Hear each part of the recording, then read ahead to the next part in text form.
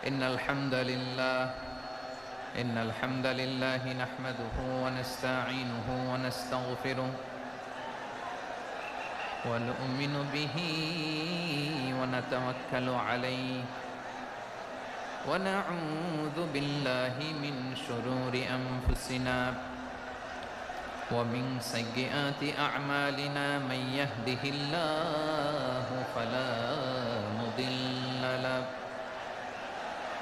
ومن يضلل فلا هادي له فلن تجد له وليا مرشدا ونشهد أن لا إله إلا الله وحده لا شريك له هو الذي لا ضد له ولا ند له لا مثل له ولا مثيل له لا وزير له ولا كفيل له لا شبه له ولا شبيه له لا ولد له ولا والد له وهو الواحد الفرد الصمد لم يلد ولم يولد ولم يكن له كفوا أحد ونشهد أن سيدنا ونبينا وحبيبنا وبشيرنا ونذيرنا وطبيبنا وطبيب أرواحنا وحبيبنا وحبيب ربنا محمدا عبد الله ورسوله أرسله بالحق بشيرا ونذيرا وداعيا إلى الله بإذنه وسراجا منيرا أما بعد فقد قال الله تعالى في كلامه المجيد وفي فرقانه الحميد أعوذ بالله من الشيطان الرجيم بسم الله الرحمن الرحيم ولقد كرمنا بني آدم وحملناهم في البر والبحر ورزقناهم من الطيبات وفضلناهم على كثير ممن خلقنا تفضيلا إن الله وملائكته يصلون على النبي يا أيها الذين آمنوا صلوا عليه وسلموا تسليما اللهم صل على محمد وعلى آل محمد كما صليت على إبراهيم وعلى آل إبراهيم إنك حميد مجيد اللهم بارك على محمد وعلى آل محمد كما باركت على إبراهيم وعلى آل إبراهيم إنك حميد مجيد সকল প্রশংসার মালিককে সকল ক্ষমতার উৎসকে কেউ যেটা পারে না পারে কে কেউ যেটা দেখে না দেখে কে সে আল্লাহর দরবারে আমরা শুকর গুজার হচ্ছি। আমরা সবাই পড়ছি কালিমাতুশ শুকর, আলহামদুলিল্লাহ। সবাই একসাথে গলা ছেড়ে দিয়ে আওয়াজ করে পড়ুন, রব্বানা লাকাল হামদ হামদান কাসীরান তাইয়িবান মুবারাকান ফীহি ইয়া রাব্বি লাকাল হামদু কামা ইয়ানবাগি লিজালালি ওয়াজহিকা ওয়া আযীমি সুলতানিকা লাকাল হামদু বিল ঈমান লাকাল হামদু বিল ইসলাম লাকাল হামদু বিল কুরআন। আল্লাহ রাব্বুল ইজ্জা ওয়াল জালালের দরবারে শুকরিয়া জ্ঞাপনের পাশাপাশি আমি আজকের এই প্রোগ্রামের অর্গানাইজিং কমিটিকে অন্তরের অন্তঃস্থল থেকে ধন্যবাদ জানাতে চাই যে আদ-দ্বীন ফাউন্ডেশন অথরিটি তারা 3 দিন ব্যাপী যশোরের ফুলের হাটে এরকম চমৎকার গুছানো ওয়েল অর্গানাইজড একটা তাফসীরুল কোরআনের প্রোগ্রামের আয়োজন করেছে। আমি আল্লাহর শুকরিয়া জ্ঞাপনের পাশাপাশি তাদেরকে আমার অন্তরের অন্তঃস্থল থেকে শুকরিয়া, ধন্যবাদ এবং মোবারকবাদ জানাতে চাই। আজকের প্রোগ্রামে উপস্থিত আছেন বৃহত্তর খুলনা বিভাগের ব্যবসায়ী ভাইয়েরা, কর্মজীবী ভাইয়েরা, ছাত্র ভাইয়েরা, পর্দার আড়ালে মহিলা প্যান্ডেলে আমার মায়েরা, বোনেরা। উপস্থিত আছেন কওমি মাদ্রাসার মুহতামিম বৃন্দ, আলিয়া মাদ্রাসার প্রিন্সিপাল হুজুর, শিক্ষক বৃন্দ, ছাত্রবৃন্দ, ইমাম সাহেব, খতিব সাহেব, মুয়াজ্জিন সাহেব, আইন শৃঙ্খলায় কর্মরত ভাইয়েরা, ভলান্টিয়ার্স, মিডিয়া কর্মী, সাংবাদিক বন্ধুরা, ইউটিউবার্স, আমি সবাইকে অন্তরের অন্তঃস্থল থেকে শুভেচ্ছা জানিয়ে শুরু করতে চাই। 9টা প্যান্ডেল আছে, এখানে ধাক্কাধাক্কির কোনো মানি হয় না। তোমরা ধাক্কাধাক্কি করবা এই জন্য প্যান্ডেল করা হয় নাই 9টা। বসো, কোনো কথা নাই, বসো বসো। কানগুলো খরগোশের কানের মতো খাড়া করো, কোনো আওয়াজ নাই, আওয়াজ নাই, কোনো আওয়াজ নাই। এই যে প্রিয় ভাইয়েরা, আল্লাহর ওয়াস্তে চুপ করুন। যশোরের ভাইয়েরা, আল্লাহর ওয়াস্তে চুপ করুন। আমি 10 থেকে 0 গুনবো, এরপরে যদি আওয়াজ হয় চলে যাব, আমি চলে যাব, কিন্তু কোনো আওয়াজ নাই। আমি কিছু জিজ্ঞেস করলে উত্তর দেওয়ার সময় গলা ফাটায় আওয়াজ করতে হবে, ঠিক কি না? বাস, এর বাইরে আর আওয়াজ নাই। 10 থেকে 0 গুনবো, হয় বসো, নয় অন্য প্যান্ডেলে যাও, কোনো আওয়াজ হবে না। 10, 9, 8, 7,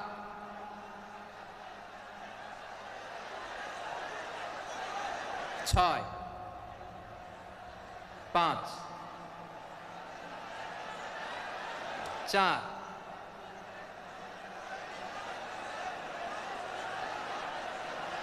3, 2, 1, 0। প্রিয় ভাইয়েরা, অনেক আলোচনা হয়েছে 3 দিন ব্যাপী। দেশ বরেণ্য প্রথিতযশা ওলামায়ে হযরতের মুখে আপনারা অসংখ্য কথা শুনেছেন। আমলের জন্য এগুলোই যথেষ্ট, নতুন করে আমার বলার কিছুর দরকার নাই। নতুন করে উপস্থাপনের মতো বলার মতো আমার কাছে কিছু নাইও। যা বলার 1500 বছর আগে আল্লাহ তাআলা উম্মাহকে বলে দিয়েছেন, ঠিক কিনা? এমন কিতাব দান করেছে যে কিতাবে ভুল নাই, যতই পড়ি ততই শেখা যায়। বিয়ন্ডলেস, বাউন্ডলেস, বটমলেস, কুল কিনারা নাই, কুল কিনারা বিহীন সাগর, পড়েন সুবহানাল্লাহ। গত 3 দিন ধরে স্কলাররা যে সমস্ত বিষয়ে কোরআন সুন্নাহর আলোকে আলোচনা করেছে, আমরা যেন সেগুলোর উপর আমল করতে পারি। আল্লাহ তৌফিক দান করুক, আমরা পড়ি আমিন। আসুন, এখানে আসার, বসার, এই প্রোগ্রামে অংশগ্রহণ করার উদ্দেশ্যকে, নিয়তকে আমরা খালেস করে নেই। আজকে আমরা যা শুনবো, শিখবো, আমলের নিয়তে শুনবো, ঠিক কিনা বলেন? শেষ পর্যন্ত নীরবতা বজায় রাখবো। আমি উঠবো, আপনারা উঠবেন, এর আগে ওঠা যাবে না। স্কেডিউলে একটু চেঞ্জ এসেছে, এশার সালাত হয়নি। আমার আলোচনার পরপরই আজান হবে, এশার সালাতে আমরা জামাতে অংশগ্রহণ করে একসাথে বিদায় নেব ইনশাল্লাহ বলেন। বিশৃঙ্খলা করলে আমার বুঝাতে পয়েন্টগুলো শেয়ার করতে দেরি হবে, আর এই যে এরকম নীরব নিস্তব্ধ থাকলে সুবিধা হবে। আল্লাহর ওয়াস্তে বি স্মার্ট, জায়গা না হলে চলে যাবেন, আওয়াজ করবেন না, ভলান্টিয়াররাও আওয়াজ নয়, ইশারা ইঙ্গিতে। প্রিয় ভাইরা, যে টপিকটি নিয়ে আমি আপনাদের সামনে আজকে কথা বলতে চাই, টপিকটি অনেক গুরুত্বপূর্ণ। টপিকটি হচ্ছে হিউম্যান রিসোর্স ডেভেলপমেন্ট, মানব সম্পদ উন্নয়ন। কারণ আল্লাহ তাআলা আমাদের যা দেখ আর না দেখ এটা দিছে, মানুষ আর মানুষ, 18 কোটি মানুষ, ঠিক কিনা? এই 18 কোটি জনসংখ্যার দেশে বসবাস করে আমরা খুশি না বেজার? খুশি হইতে হবে, বেজার হইেন না। জাপানের খবর জানেন? তাদের গ্রোথ রেট নিচের দিকে, উল্টো, জনসংখ্যা নাই। বাচ্চা নিলে, সন্তান নিলে গভর্নমেন্ট তাদের টাকা দেয়। আমাদেরকে আল্লাহ তাআলা দয়া করে মায়া করে এই সম্পদটা দিয়েছেন। এই মানব সম্পদকে যেন আমরা কাজে লাগাই ইনশাআল্লাহ। পড়েন সবাই। হিউম্যান রিসোর্স ডেভেলপমেন্ট অনেক জনগুরুত্বপূর্ণ বিষয়, খুব সেন্সিটিভ বিষয়, বুঝতে হবে। যশোরের স্মার্ট ছেলেরা, এই যে আমি যাদেরকে দেখতে পাচ্ছি, all are the gen Z of Jessore. যারা জেন জি, ওরা স্মার্ট, ওরা ইশারা ইঙ্গিতে কাজ করে। এই যে পুরো গদি উল্টায় দিছে, ঠিক কিনা? 24-এর ছাত্র নাগরিক অভ্যুত্থান আমাদের দেখিয়ে দিচ্ছে কিভাবে চোখের ইশারায় গদি উল্টে দিতে হয়। তো জেনজিদের নিয়ে বসেছে, ওরা তো স্মার্ট, ওরা ডিস্টার্ব করবে না। মেহরবানি করে আমার সাথে কানেক্ট করো, 1 to 1, brain to brain, eye to eye, eye contact করো আমার সাথে, তাকাও। কষ্ট হলো আমার দিকে তাকাও, আওয়াজ করা যাবে না, আমার দিকে তাকাও। প্রিয় ভাইরা, হিউম্যান রিসোর্স ডেভেলপমেন্টের ব্যাপারে কিছু কথা বলবো। এই যে আমাদের বিশাল জনসংখ্যা, এই জনসংখ্যাকে কি করে জনসম্পদে রূপান্তরিত করা যায় এ ব্যাপারে কথা বলবো। আমি সূরাতু বনী ইসরাইলের 70 নম্বর আয়াত তেলাওয়াত করেছি। এই আয়াতের আলোকে কিছু কথা আমি আপনাদের সামনে বলবো।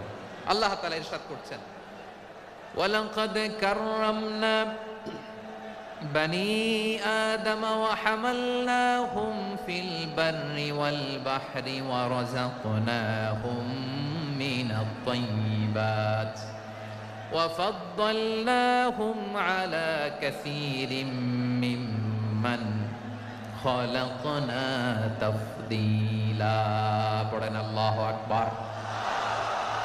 রব্বুল আলামিন বলেন, ওয়ালাকাদ কাররামনা বনী আদম, আমি বনী আদমকে সম্মানিত করেছি, বনী আদমকে মর্যাদা দিয়েছি।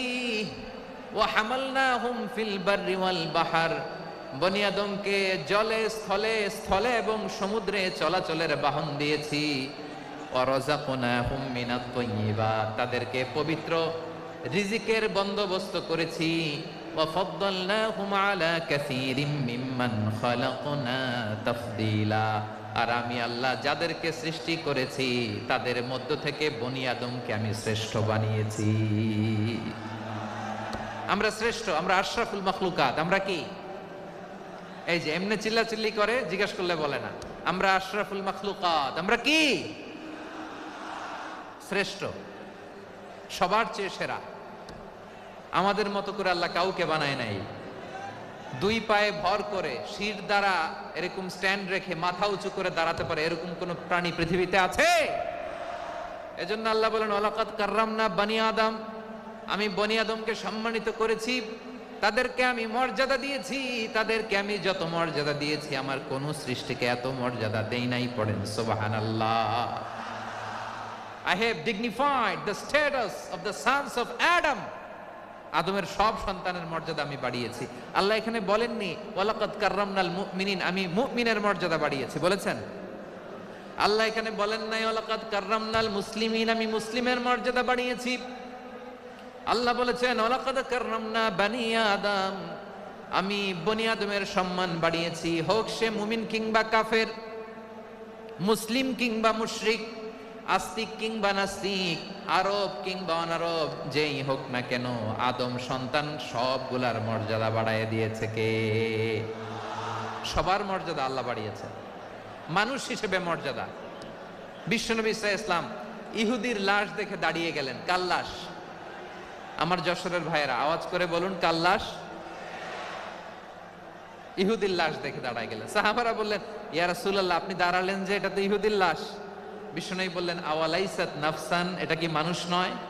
এটা হোক ইহুদি হোক খ্রিস্টান, এটা তো মানুষ। আমি মানুষ দেখে দাঁড়িয়েছি। আই স্যালিউট দ্য হিউম্যানিটি, আমি মানবতাকে সম্মান করেছি। পড়েন সুবহানাল্লাহ। তাহলে এই জমিনে মানুষের মর্যাদা বেশি, হোক আস্তিক হোক নাস্তিক হোক মুমিন কিংবা কাফের। আদমের সন্তান হলে মানুষ হলেই তার মর্যাদা বাড়িয়েছে কে? আমার কলিজার টুকরা যশোরের ভাইয়েরা, মানুষের মর্যাদা আল্লাহ এত বাড়িয়েছেন, মানুষ জীবিত থাকলেও যেমনি মর্যাদাবান, মরে গেলেও মর্যাদাবান। সুবহানাল্লাহ পড়েন। মানুষ মরে গেলে এই ডেড বডিটা কি হয়? পচে যায়, গলে যায়, মাটির সাথে মিশে যায়। তাই বলে আপনি ডেড বডির সাথে যাচ্ছে তাই করতে পারবেন না? পারবেন? কেউ যদি অন্যায় করে তাকে যদি আপনি শাস্তির আওতায় আনেন, যা মনে চায় করতে পারবেন না। তারা আগুন দিয়ে পোড়াতে পারবেন না, নাক কাটতে পারবেন না, কান কাটতে পারবেন না, অঙ্গ বিকৃতি করতে পারবেন না। কারণ মানব জাতির মর্যাদা স্বয়ং দিয়েছে কে? ডেড বডি পচে যাবে, গলে যাবে। তারপরে ইসলাম বলে না, খবরদার, এই মরা লাশটারও একটা মর্যাদা আছে না নাই? ইসলাম বলে এই লাশটা গলে যাবে, পচে যাবে, কিন্তু এটার অমর্যাদা করো না। কর্পূর দিয়ে, খেজুর পাতা দিয়ে, এটাকে ওয়ার্ম ওয়াটার দিয়ে, গরম পানি দিয়ে ধৌত করো। সাদা শুভ্র ধবধবে কাপড় দিয়ে লাশটাকে তুমি কাভার করো। তারপরে খাটিয়ার মধ্যে লাশটাকে রেখে বিশাল একটা প্রোগ্রাম করো, একটা ফিউনারাল প্রোগ্রাম করো। ওই প্রোগ্রামের ডানে বায়ে পেছনে লাশটারে রাখলে হবে না, প্রোগ্রামের একেবারে সামনটাতে তুমি লাশটাকে রাখো। সুবহানাল্লাহ। একটা ফিউনারাল প্রোগ্রাম করতে হবে, তাকে শেষ বিদায় জানাতে হবে, যেটাকে আমরা জানাজা বলি। কি বলি? জানাজা মানে মাইয়েতের জন্য দোয়া, তার জন্য দোয়া করা হয়। তাকে একটা সিস্টেমেটিক অর্ডারে কবরে রাখা হয়, সুন্দরভাবে সেটাকে কবরস্থ করা হয়, মাটি দেয়া হয়, পানি দেয়া হয়। তার মানে মরে গেলেও মানুষের সম্মান বাড়ায় দিয়েছে কে? এজন্য আল্লাহ বললেন ওয়ালাকাদ কাররামনা বানি আদম, বনি আদমের সম্মান মর্যাদা আমি আল্লাহ বাড়িয়ে দিয়েছি। মানুষের সম্মানে তুমি কখনো আঘাত করো না, ঠিক কি না? তাহলে ভাই, প্রথম মেসেজ হচ্ছে, the first and foremost message tonight to the people of Jessore. Allah বলেন, I have dignified the status of son of Adam. আমি বনি আদম সবার মর্যাদা বাড়িয়ে দিয়েছি, হোক আস্তিক নাস্তিক, হোক কাফের কিংবা মুশরিক, তার মর্যাদা বাড়াই দিছে কে? যখন বন্যা হয়, আমরা ত্রাণ নিয়ে যাই, আমরা শুধু মুসলমানদেরকে ত্রাণ দেই নাকি? হ্যাঁ, আমরা মুসলমানকেও দেই, অমুসলমানকেও দেই, হিন্দুকেও দেই, বৌদ্ধকেও দেই। যেখানেই মানবতা বিপন্ন সেখানে ইসলামের হেল্পিং হ্যান্ড আছে না নাই? সুবহানাল্লাহ। কি দিন আমরা পেয়েছি, কি বিধান আমরা পেয়েছি। ওয়ালাকাদ কাররামনা বানি আদম, আমি বনি আদমকে সম্মানিত করেছি। এরপর আল্লাহ বললেন ওয়া হামালনাহুম ফিল বাররি ওয়াল বাহর, মানুষকে স্থলে এবং সমুদ্রে চলাচলের বাহন আমি দিয়েছি। স্থলে কিভাবে চলবে, জলে কিভাবে চলবে, এই বাহনের ব্যবস্থা করেছে কে? এই জেনজি, এই সামড়া, ইরাম করতেছো কিসের জন্য? হ্যাঁ, ইরাম করলে চলবি? হ্যাঁ, বস বস বস বস। আওয়াজ করতেছো কেন? দিবা না, কথা বলতে দিবা না আমাকে? তো এইটা বুঝি তোমাদের ভালোবাসার নমুনা? তোমাদের ভালোবাসার কারণে যদি আমি কোথাও দাঁড়াতেই না পারি, কোথাও বসতে না পারি, কোথাও দুটা কথা বলতে না পারি, এই ভালোবাসা দিয়ে কি হবে আমার? বরং ঘামতে ঘামতে ঘর্মাক্ত হব, রক্তাক্ত হব। কিন্তু সেন্ট্রাল থেকে, সেন্ট্রালি যে ইনস্ট্রাকশন আসবে, সেই ইনস্ট্রাকশনের এক চুল আমরা ডানে বায়ে যাব না। এইটা গণজাগরণের জন্য এইটা দরকার, ইসলামী বিপ্লবের জন্য এইটা দরকার। তো আধা ঘন্টা ধরে যদি তোমাদেরকে থামানোই না যায়, এই লস্কর দিয়ে আমি কি করব? আল্লাহর ওয়াস্তে নো নো নো স্লোগান, চুপচাপ একেবারে আমার দিকে তাকাও। আল্লাহ বললেন ওয়া হামালনাহুম ফিল বাররি ওয়াল বাহর, জলে স্থলে আমি চলাচলের যানবাহনের ব্যবস্থা করেছি। আমরা স্থলে ঘোড়ার উপরে চড়ি, উটের উপরে চড়ি, গাড়ির উপরে চড়ি। এই যে গাড়ির ইঞ্জিন বানাইছি আমরা, এটার মেধা দিয়েছে কে? আবার সাগরের মধ্যে আমরা নৌযান, জলযান, বড় বড় জাহাজ দিয়ে এক মহাদেশ থেকে আরেক মহাদেশ যাই, এক দেশ থেকে মালামাল গুলো আরেক দেশে পাঠাই। সাগরের ভেতরে নৌকাগুলোরে ধরে রাখলো কে? والفلك التي تجري في البحر بما ينفع الناس মানুষের উপকার আছে এরকম সরঞ্জামাদি নিয়ে সাগরের উপরে বিশাল বিশাল জলযানগুলো চলে, এগুলো ডুবে যায় না, কাত হয়ে যায় না, পড়ে যায় না, এগুলোকে স্থিতিস্থাপকতাকে ঠিক করে রাখলো কে? আপনারা জাহাজ দেখেছেন? জাহাজ, হ্যাঁ, বাড়ি চট্টগ্রাম হইলে দেখতে পারতেন, দেখছেন? বিশাল বিশাল জাহাজ, বিশাল জাহাজ মালামাল নিয়ে এক মহাদেশ থেকে আরেক মহাদেশে যায়। গত মাসে আমার জাপান সফর ছিল। এই যে বাংলাদেশে যে গাড়িগুলো চালান, বেশিরভাগ গাড়ি আসে কিন্তু জাপান থেকে। হাজার হাজার গাড়ি একটা জাহাজ বহন করতে পারে, হাজার হাজার গাড়ি। এটাতে সাগরের মধ্যে ভাসাইলো কে? সবাই বলুন, ভাসালো কে? হাজার হাজার গাড়ি নিয়ে জাপানিজ গাড়িগুলো আমাদের চট্টগ্রামের এয়ারপোর্টের বন্দরে ভিড়ে। যুক্তরাষ্ট্রে আমি দেখেছি বিশাল বিশাল জাহাজ। আপনারা টাইটানিক জাহাজের নাম শুনেছেন? টাইটানিকেরও 8 গুণ 10 গুণ বড়। সুবহানাল্লাহ কইবেন না? টাইটানিক জাহাজের 8 গুণ 10 গুণ বড় একটা জাহাজ আছে, আইকন অফ দ্য সি, আমি দেখে এসেছি। রয়্যাল ক্যারিবিয়ান দেখে এসেছি। সাগরের সামনে জেটিতে যখন দাঁড়ালাম, জাহাজটা যখন যায়, আমার মনে হচ্ছে একটা শহর, গোটা শহর, the entire city is floating on the water. পুরো একটা শহর মনে হয় পানির উপর দিয়ে ভেসে যাচ্ছে। পড়েন সুবহানাল্লাহ। এই যে আইকন অফ দ্য সি, এই ক্রুজ, এই জাহাজটা, এটার ভেতরে স্টেডিয়াম আছে। কিসের ভিতরে স্টেডিয়াম? কথা বুঝে নাই বোধহয়। স্টেডিয়াম কিসের ভিতর? সুইমিং পুল আছে, শপিং মল আছে, রেস্টুরেন্ট আছে, ক্লাব আছে, 3000 4000 রুম বিশিষ্ট, কক্ষ বিশিষ্ট হোটেল আছে। এই সবগুলোর নিয়ে এগুলো চলে সাগরের এই দোলার মধ্যে, জলোচ্ছ্বাসের মধ্যে, এই সাগরের ভেতরে এই জাহাজগুলোর ভাষায় রাখছে কে? সূরাতুর আর রহমানে আল্লাহ তাআলা বললেন, ওয়ালাহুল জাওয়ারিল মুনশাআতু ফিল বাহরি কাল আ'লাম ফাবিআইয়ি আলা, সবাই পড়েন, ফাবিআইয়ি আলাই রাব্বিকুমা তুকাযিবান। পাহাড় সম বড় বড় জাহাজগুলো মাল বোঝাই করে সাগরের মধ্যে ভেসে বেড়ায়।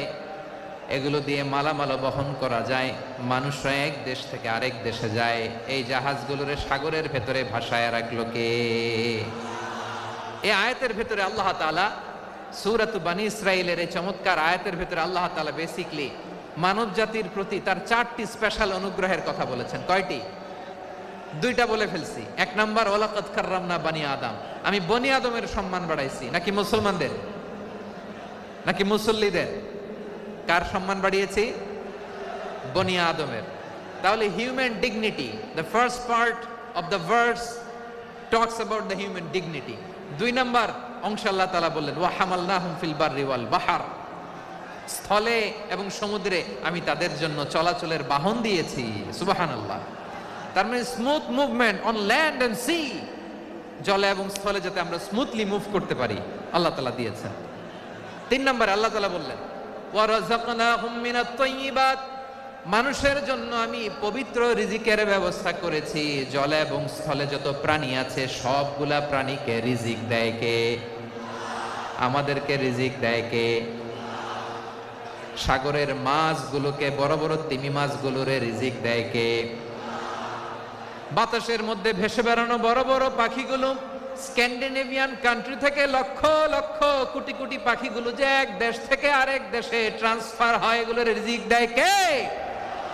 রব্বুল আলামিন বলেন, ওয়ামা মিন দাব্বাতিন ফিল আরদি ইল্লা আলাল্লাহি রিজকুহা ওয়া ইয়ালামু মুস্তাকাররাহা ওয়া মুস্তাওদাআহা কুল্লুম ফি কিতাবিম মুবিন। আল্লাহু আকবার। রব্বুল আলামিন বলেন, ভূপৃষ্ঠে বিচরণশীল যত প্রাণী আছে সব প্রাণীগুলোকে আমি আল্লাহ আমার নিজের কুদরতে রিজিকের বন্দোবস্ত করি। এই প্রাণীগুলো কোথায় থাকে, কোথায় যায়, সব জায়গায় আমি রিজিক পৌঁছে দেই। রিজিক কেউ দিতে পারে না, রিজিকের মালিক কে? রিজিকের মালিক তিনি আল্লাহ। এজন্য আল্লাহ তাআলা বললেন ওয়ারাযাকনাহুম মিনাত তাইয়্যিবাত। এরপর আল্লাহ বললেন ওয়া ফাদ্দালনাহুম আলা কাসীরিম মিম্মান খালাকনা তাফদীলা। আমি যত প্রাণী সৃষ্টি করেছি সকল প্রাণীর মধ্যে মানুষের মর্যাদা শ্রেষ্ঠত্ব আমি দিয়েছি। সুবহানাল্লাহ পড়েন। তাহলে এক নম্বরে আল্লাহ বললেন আমি বনি আদমের মর্যাদা বাড়ালাম। এরপরে বললেন স্থলে এবং সমুদ্রে চলাচলের জন্য যানবাহন দিলাম। 3 নম্বরে আল্লাহ বললেন পবিত্র রিজিকের ব্যবস্থা করে দিলাম। এরপরে আল্লাহ বললেন যত প্রাণী আছে, সৃষ্টি আছে, সবগুলার উপরে আমি মানুষকে শ্রেষ্ঠত্ব দিলাম। সুবহানাল্লাহ। তাহলে সবচেয়ে বেশি শ্রেষ্ঠত্ব মানুষের। কার? মানুষের। শুধু তাই নয় প্রিয় ভাইরা, আকাশ এবং জমিনে যা কিছু আছে সবকিছু মানুষের জন্য, মানুষের কল্যাণে, মানুষের প্রয়োজনে, মানুষের বশীভূত করে সৃষ্টি করেছেন কে? রব্বুল আলামিন বলেন হুয়াল্লাযী খালাকা লাকুম মা ফিল আরদি জামিআ। এই জমিনের মধ্যে যা কিছু আমি আল্লাহ সৃষ্টি করেছি সব কিছু আমি মানুষের জন্য সৃষ্টি করেছি। পড়েন সুবহানাল্লাহ। হুয়াল্লাযী খালাকা লাকুম মা ফিল আরদি জামিআ। যা আছে সব আমাদের জন্য, সব আমাদেরকে সার্ভিস দেওয়ার জন্য, আমাদের উপকারের জন্য, আমাদের কল্যাণের জন্য। আওয়াজ করে সবাই পড়ুন আল্লাহু আকবার। অন্য আয়াতে আল্লাহ বললেন ওয়াসাখখারা লাকুম মা ফিস সামাওয়াতি ওয়া মা ফিল আরদি জামিআন মিন ইন্না ফি যালিকা লাআয়াতিন লিকাউমিন ইয়াতাফাক্কারুন।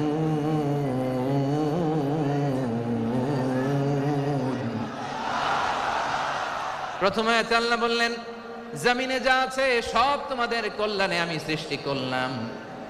এরপরে আল্লাহ বললেন আকাশেও যা আছে সব তোমাদের জন্য সৃষ্টি করলাম, তোমাদের অনুগত বানায় দিলাম। পড়েন সুবহানাল্লাহ। মানুষের কি ব্রেইন দেখেন, মানুষ জমিন ছেড়ে আকাশে চলে যায়। পাখি দেখে মানুষের শখ হলো পাখি যেহেতু উঠতে পারে আমরাও পারবো। অরবিল রাইট, উইলবার রাইট, 2 ভাই মিলে আঁকাঝোঁকা করতে করতে করতে করতে প্লেন বানায় ফেললো। কোন সুবহানাল্লাহ।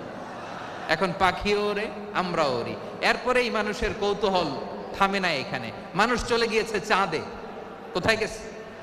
এখন কিন্তু চাঁদে জমি বিক্রি হয় জানেন। পৃথিবী নিয়ে মারামারি শেষ। রাশিয়া আমেরিকা এখন ধরছে চাঁদ আর মঙ্গল গ্রহ। এখন চাঁদে জমি বিক্রি হয়, মঙ্গলে জমি বিক্রি হয়। এই চাঁদ, মঙ্গল, বৃহস্পতি, শনি সব আল্লাহ তাআলা আমাদের জন্য বানিয়েছেন। সুবহানাল্লাহ পড়েন। মানুষ সাগরের উপরে চড়ে, শূন্যে ভেসে বেড়ায়, পাহাড় কেটে সুড়ঙ্গ বানায়, টানেল বানায়। মানুষ ব্রডব্যান্ডের লাইন নিয়ে যায় সাগরের ভেতর দিয়ে, এক দেশ থেকে আরেক দেশে, এক মহাদেশ থেকে আরেক মহাদেশে। সুবহানাল্লাহ পড়েন। তার মানে গোটা বিশ্বের সব কিছুর উপরে control, superiority over all creatures, সব কিছুর উপর কন্ট্রোল, মনিটরিং, নিয়ন্ত্রণ, এটা প্রতিষ্ঠা করে দিয়েছে কে? এজন্যই মানুষের শ্রেষ্ঠত্ব। ওয়ালাকাদ কাররামনা বানি আদম।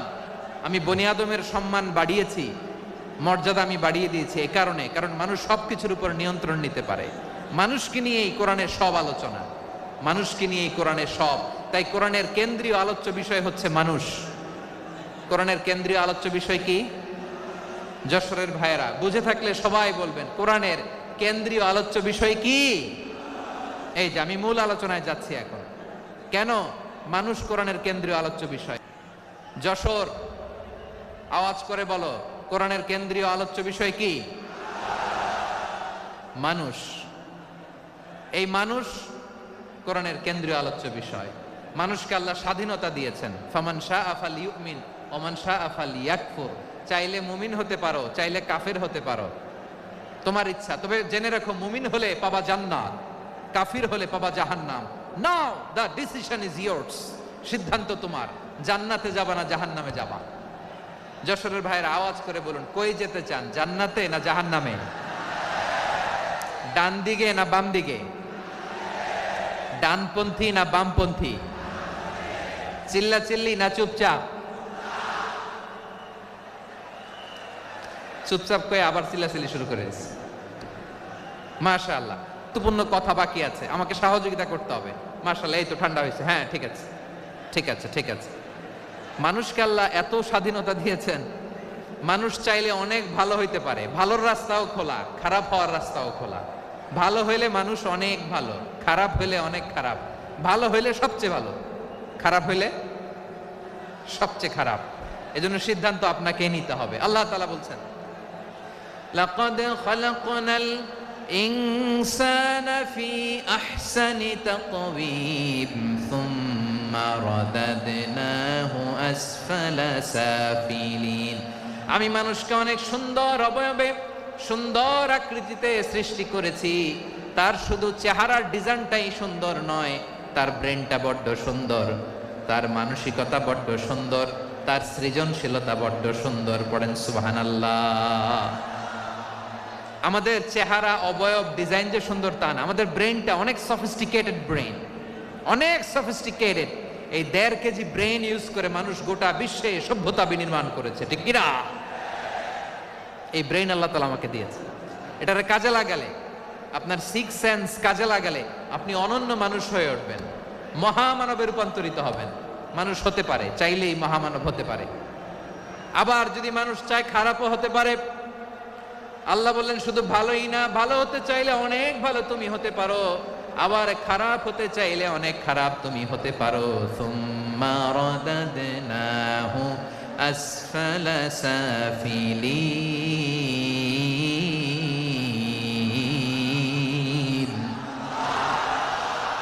খারাপ হলে একেবারে খারাপ হতে পারো, নিকৃষ্ট হলে একেবারে নিকৃষ্ট হতে পারো, ভালো হলেও ভালো হতে পারো। কোন সুবহানাল্লাহ। এবার আওয়াজ করে বলুন, ভালো হতে চাই না খারাপ? শ্রেষ্ঠ না নিকৃষ্ট? মানুষ ভালো হলে মানুষ ফেরেশতার চেয়েও ভালো, মানুষ খারাপ হলে সে পশুর চেয়েও খারাপ। কথা ঠিক কিনা বলেন? ভালো হলে ফেরেশতার চেয়েও ভালো, খারাপ হলে পশুর চেয়েও নিকৃষ্ট। তার মানে শ্রেষ্ঠত্বে মানুষ, শ্রেষ্ঠত্বে ফেরেশতাকে হার মানায়, আর অধপতনে শ্রেষ্ঠত্বে ফেরেশতাকে ছাড়িয়ে যায়, আর অধপতনে পশুকেও হার মানায়। আই রিপিট, আমি আবারও বলছি, মানুষ শ্রেষ্ঠত্বে ফেরেশতাকে ছাড়িয়ে যায়, আর অধপতনে সে পশুকেও হার মানায়। আওয়াজ করে বলতে হবে ঠিক কিনা? এটার প্রমাণ কি? মানুষ শ্রেষ্ঠ হইলে যে ফেরেশতার চেয়েও সেরা, তার প্রমাণ কি? আল্লাহ তাআলা বলছেন, ওয়া ইয কুলনা লিল মালাইকাতি ইসজুদু লি আদম ফাসাজাদু ইল্লা ইবলিস আবা ওয়াস্তাকবারা ওয়া কানা মিনাল কাফিরিন। আল্লাহ বলেন, স্মরণ করো সে সময়ের কথা যখন আমি ফেরেশতাদেরকে বললাম, ও ফেরেশতারা আদমকে সেজদা দাও। সব ফেরেশতারা সম্মান সূচক সেজদা আদমকে দিল। তারা আদমের জন্য সেজদায় লুটিয়ে পড়লো, একজন ছাড়া, তার নাম ইবলিস। আওয়াজ করে বলেন, তার নাম কি? সে অহংকার প্রদর্শন করলো, সে কাফের হয়ে গেল। বাকি সব ফেরেশতারা সেজদা দিল। সুবহানাল্লাহ। আবার আদম আলাইহিস সালামকে আল্লাহ জিজ্ঞেস করলেন, সব বলে দিল উত্তর, কিন্তু ফেরেশতাদেরকে একই প্রশ্ন জিজ্ঞেস করলেন, তারা উত্তর করতে পারে নাই। তার মানে এর মধ্য দিয়ে প্রমাণিত হয়, মানুষ ভালো হলে ফেরেশতার চেয়েও ভালো, ফেরেশতার চেয়েও মানুষের মর্যাদা বাড়িয়ে দিয়েছে কে? সব নূরের ফেরেশতা যখন মাটির আদমকে সেজদা দেয়, এটা প্রমাণ করে ফেরেশতার চেয়েও মানুষের মর্যাদা বাড়িয়ে দিয়েছে কে? তুমি মাটির আদমকে প্রথম সৃষ্টি করিয়া ঘোষণা করিয়া দিলে শ্রেষ্ঠ বলিয়া, তাই তো নূরের ফেরেশতা করে আদমকে সেজদা। ঠিক কিনা বলেন? তাই তো নূরের ফেরেশতা করে আদমকে সেজদা। সবার চেয়ে সম্মান দিলে মাটির আদমকে। আল্লাহু আল্লাহু তুমি জাল্লে জালালুহু, শেষ করা তো যায় না গে তোমার গুণগান। পড়েন না? পড়েন। আল্লাহু আল্লাহু তুমি জাল্লে জালালুহু, শেষ করা তো যায় না গে তোমার গুণগান। আল্লাহু আল্লাহু, আল্লাহু আকবার। আদমের মর্যাদা বেশি, মানুষের মর্যাদা বেশি, মানুষ শ্রেষ্ঠ তার প্রমাণ নূরের ফেরেশতা মাটির আদমকে সেজদা করে আওয়াজ করে বলেন ঠিক কি না? তাহলে মানুষ ভালো হলে ফেরেশতার চেয়ে ভালো। আবার মানুষ যদি খারাপ হয় সে পশুর চেয়েও খারাপ, অধপতনে পশুত্বকে হার মানায়। তার প্রমাণ কি? তার প্রমাণ হচ্ছে যশোরের ভাইরা দেখবেন পত্রিকায় নিউজ পেপারে মাঝে মাঝে এরকম দেখা যায়, এক মানুষ আরেক মানুষকে হত্যা করে 20 টুকরা করে বস্তার ভিতরে ভরেছে। আপনারা এই নিউজ পড়েন নাই না? দেখেন নাই? দেখছেন? মানুষ মানুষকে হত্যা করে কয় টুকরা? জোরে বলেন। এখানেই ক্ষান্ত হয় না, আবার কোথায় ভরছে? বস্তার ভেতরে। আচ্ছা, বুঝে থাকলে আওয়াজ করে বলেন, কোনদিন শুনছেন একটা হাতি আর একটা হাতিকে হত্যা করে 20 টুকরা করছে, এরপরে বস্তার ভিতরে ভরছে? হয়েছে? তাহলে দেখেন, মানুষ যদি খারাপ হয় সে পশুকেও হার মানায়। চিল্লায় বলো ঠিক কি না? এমনও দুশ্চরিত্র মানুষ আছে যার নজর থেকে 6 মাসের ছোট্ট মেয়ে থেকে শুরু করে 80 বছরের বৃদ্ধারাও নিরাপদ নয়। পশুকেও হার মানে। মানুষের ঘর জ্বালিয়ে পুড়ে মেসাকার করে দেয়, জনপদের পর জনপদ জ্বালায় দেয়, এরকম আছে না নাই? বোমা মেরে শহরগুলো উড়িয়ে দেয়। এই যে ইসরায়েল গাজার মধ্যে যে অ্যাটাক করেছে, এরা মসজিদ মানে নাই, মসজিদে বম ফেলেছে। এরা খ্রিস্টানদের চার্চ গির্জা মানে নাই, গির্জায় বম ফেলেছে। পৃথিবীর ইতিহাসে never happened in the history of the world that someone bombed on a hospital, on an ICU center. এমন হাসপাতাল যেখানে আইসিইউর রোগীরা আছে, ওই হাসপাতালের উপরও ইসরায়েলি সৈনিকেরা বোমা মেরেছে। জোরে বলেন ঠিক কিনা? এরা মানুষ? আওয়াজ করে বলেন, এরা মানুষ না। প্রিয় ভাইয়েরা, চোখ কান নাক মুখ থাকলেই মানুষ না।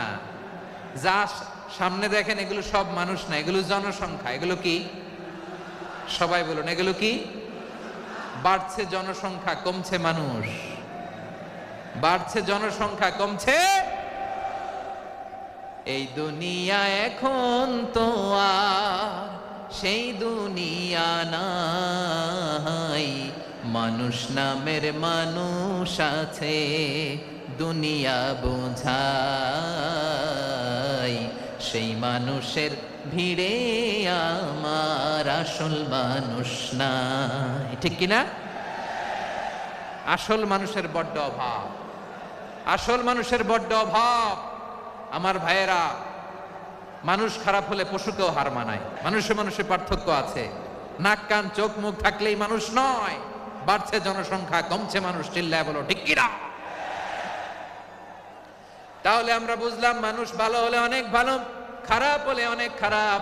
ও আমার কলিজার টুকরা যশোরের ভাইয়েরা, আসুন না 3 দিন ব্যাপী এই তাফসিরুল কোরআনের ঐতিহাসিক প্রোগ্রাম থেকে আমরা সিদ্ধান্ত নেই, আমরা ভালো মানুষ হব নাকি খারাপ মানুষ হব। কলিজা থেকে, প্রাণ থেকে আওয়াজ করে সবাই বলুন, ভালো মানুষ নাকি খারাপ মানুষ? ভালো মানুষ হইতে হবে। ভালো মানুষ যারা জগৎটাকে এনলাইটেন করবে, যারা এনলাইটেন করবে, যারা সত্যের বীর সেনানী হয়ে দাঁড়াবে, যারা সত্যের পক্ষে কথা বলবে, যারা জালিমের মসনদকে ভেঙে খান খান করে দেবে। এরকম হওয়ার দরকার আছে না নাই? এরকম ভালো মানুষ আমরা হতে চাই কি চাই না? মানুষকে যত্ন নিলে মানুষ যে কত ভালো হয় আপনি কল্পনাও করতে পারবেন না। এই যে আপনাদের যশোরে যে ভালো ছেলেগুলো আছে, যে ভালো তরুণগুলো আছে, যে যুবকগুলো আছে, যে ভালো আলেমরা আছে, ভালো নেতারা আছে, সবাই যদি তাদের মতো হতো, পুরো যশোরটা একটা জান্নাতের টুকরা হয়ে যেত। আওয়াজ করে বলেন ঠিক কিনা? মানুষকে নার্চারিং করলে, মানুষকে পলিশ করলে, মানুষকে গ্রুমিং করলে, মানুষকে সঠিক তারবিয়া দিলে মানুষ অনন্য হয়ে ওঠে। প্রতিটি মানুষ অনন্য। আমি অনন্য, আপনি অনন্য, আমরা সবাই অনন্য। সুবহানাল্লাহ বলেন।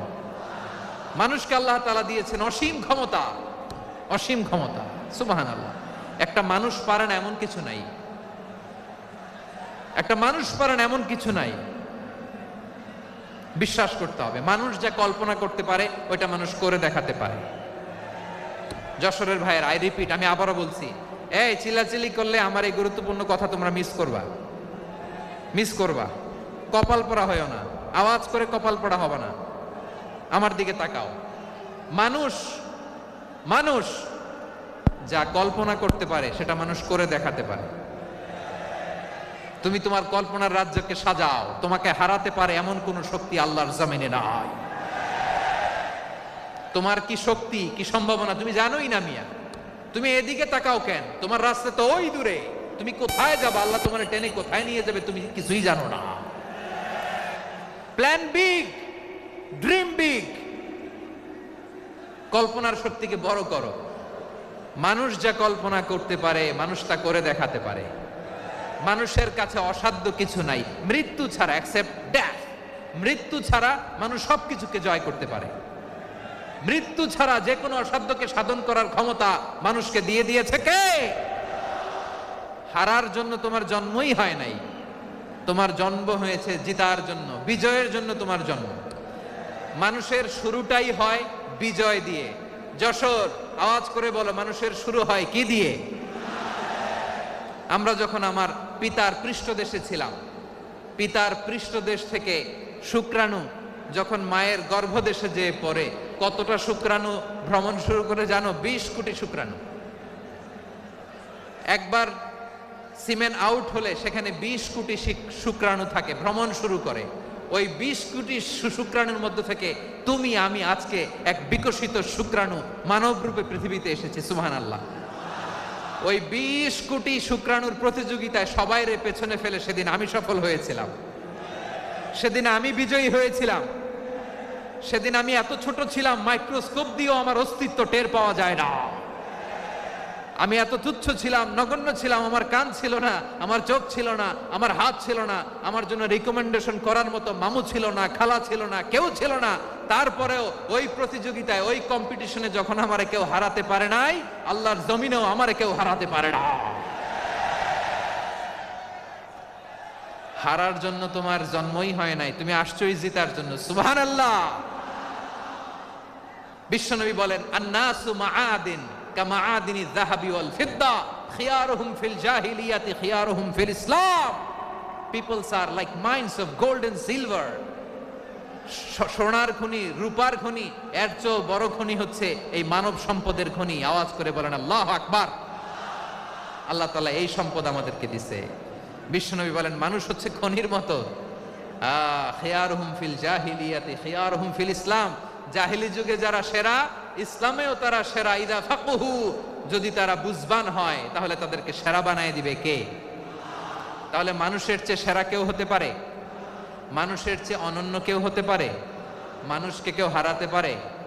আওয়াজ করে বলো, তোমাকে কেউ হারাতে পারবে? এই সাহস জাগছে আজকের আলোচনা থেকে। আমি তুমি অনন্য, আমাকে তোমাকে হারায় দেওয়া এত সহজ না, ঠিক কি না?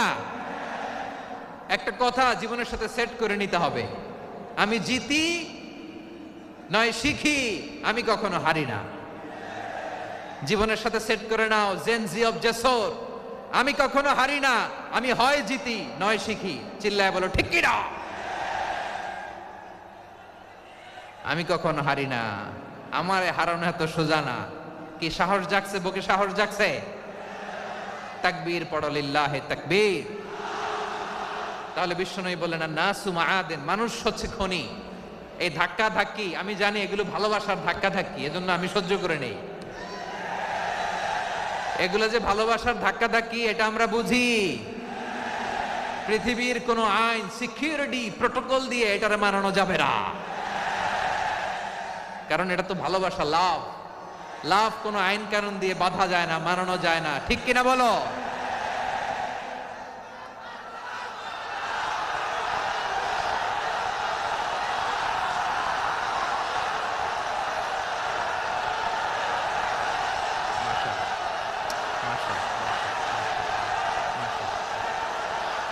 ঠিক আছে, বসুন বসুন বসুন।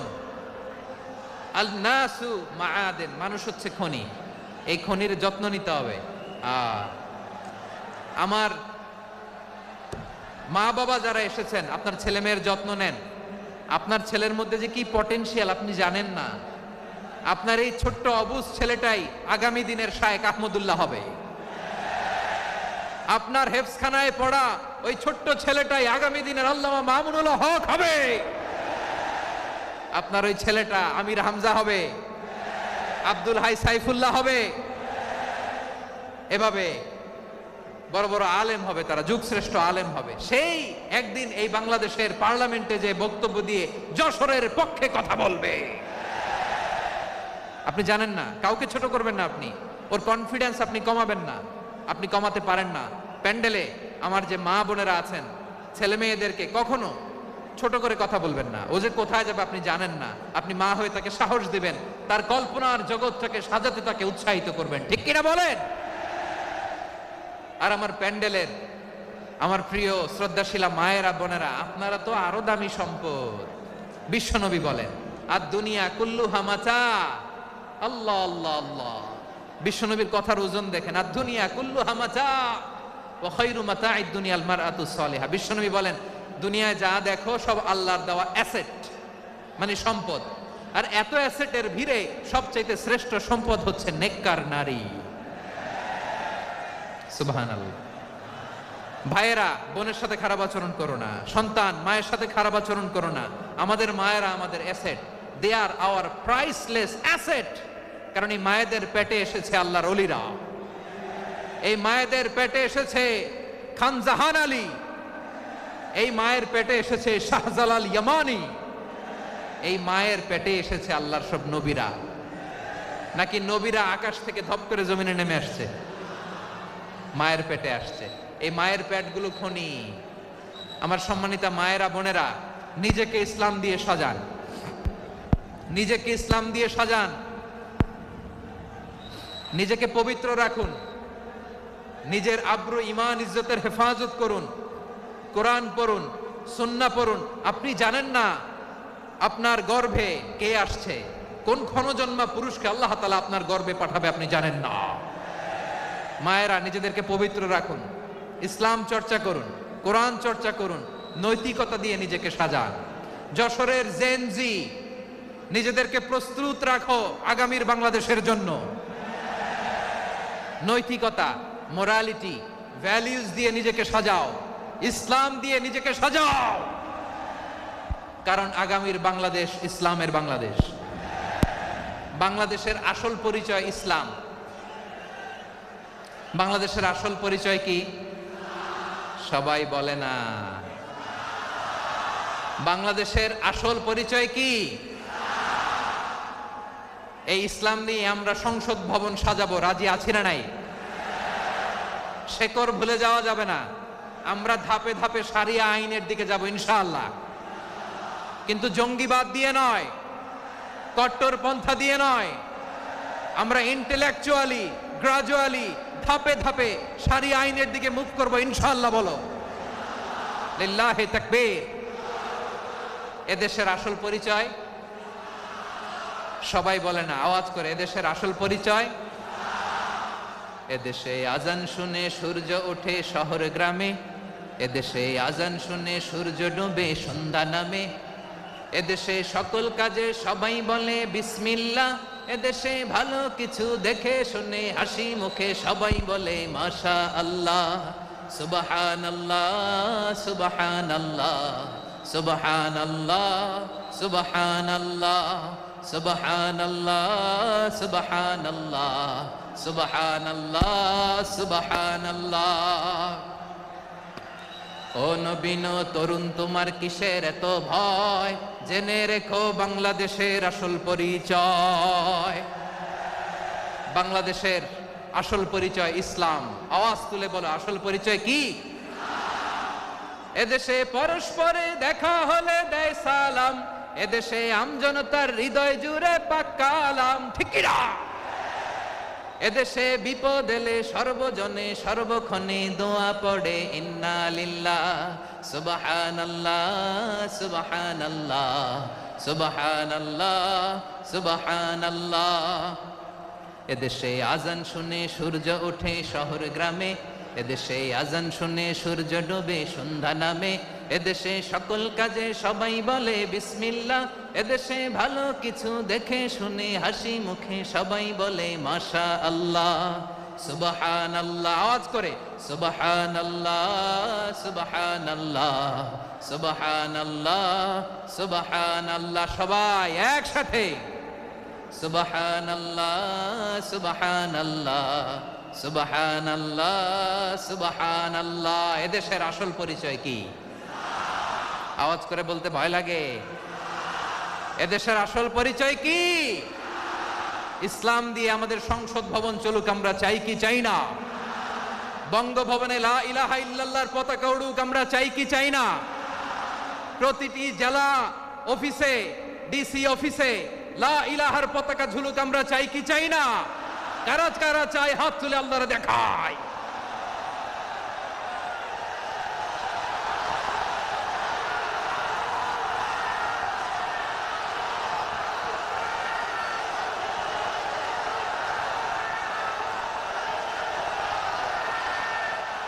মাশাআল্লাহ, মাশাআল্লাহ, মাশাআল্লাহ, মাশাআল্লাহ। যশোর, আওয়াজ করে বলো, ভালো মানুষ না খারাপ মানুষ? বুঝে বলছো তো? মানুষ ভালো হলে যে কত ভালো। এই মানুষকে যত্ন নিলে, মানুষকে মানুষ বানালে যে সে কি হতে পারে শুনবা?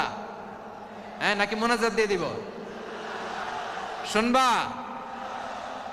তাহলে থামতে হবে। থামো, আমি যখন বলবো থামো থামো, তাকবীরের সময় দিলে তাকবীর, থামো থামো। মানুষকে যত্ন নিলে, এই এদিকে এদিকে, ড্রোন নামায় ফেল, হয়েছে ড্রোনের ফুটেজ হয়ে গেছে, এবার ড্রোন নামায় ফেল, আমার দিকে তাকাও। মানুষকে, তোমরা এদিক সেদিক তাকালে তো গুরুত্বপূর্ণ পয়েন্ট মিস হয়ে যাবে। এদিকে এদিকে, হ্যাঁ মাস ঠিক আছে, এদিকে। মানুষকে যত্ন নিলে মানুষের মধ্যে যারা কি পটেনশিয়াল রেখেছে, আমি জাপানের দুইটা উদাহরণ দেই। জাপানের,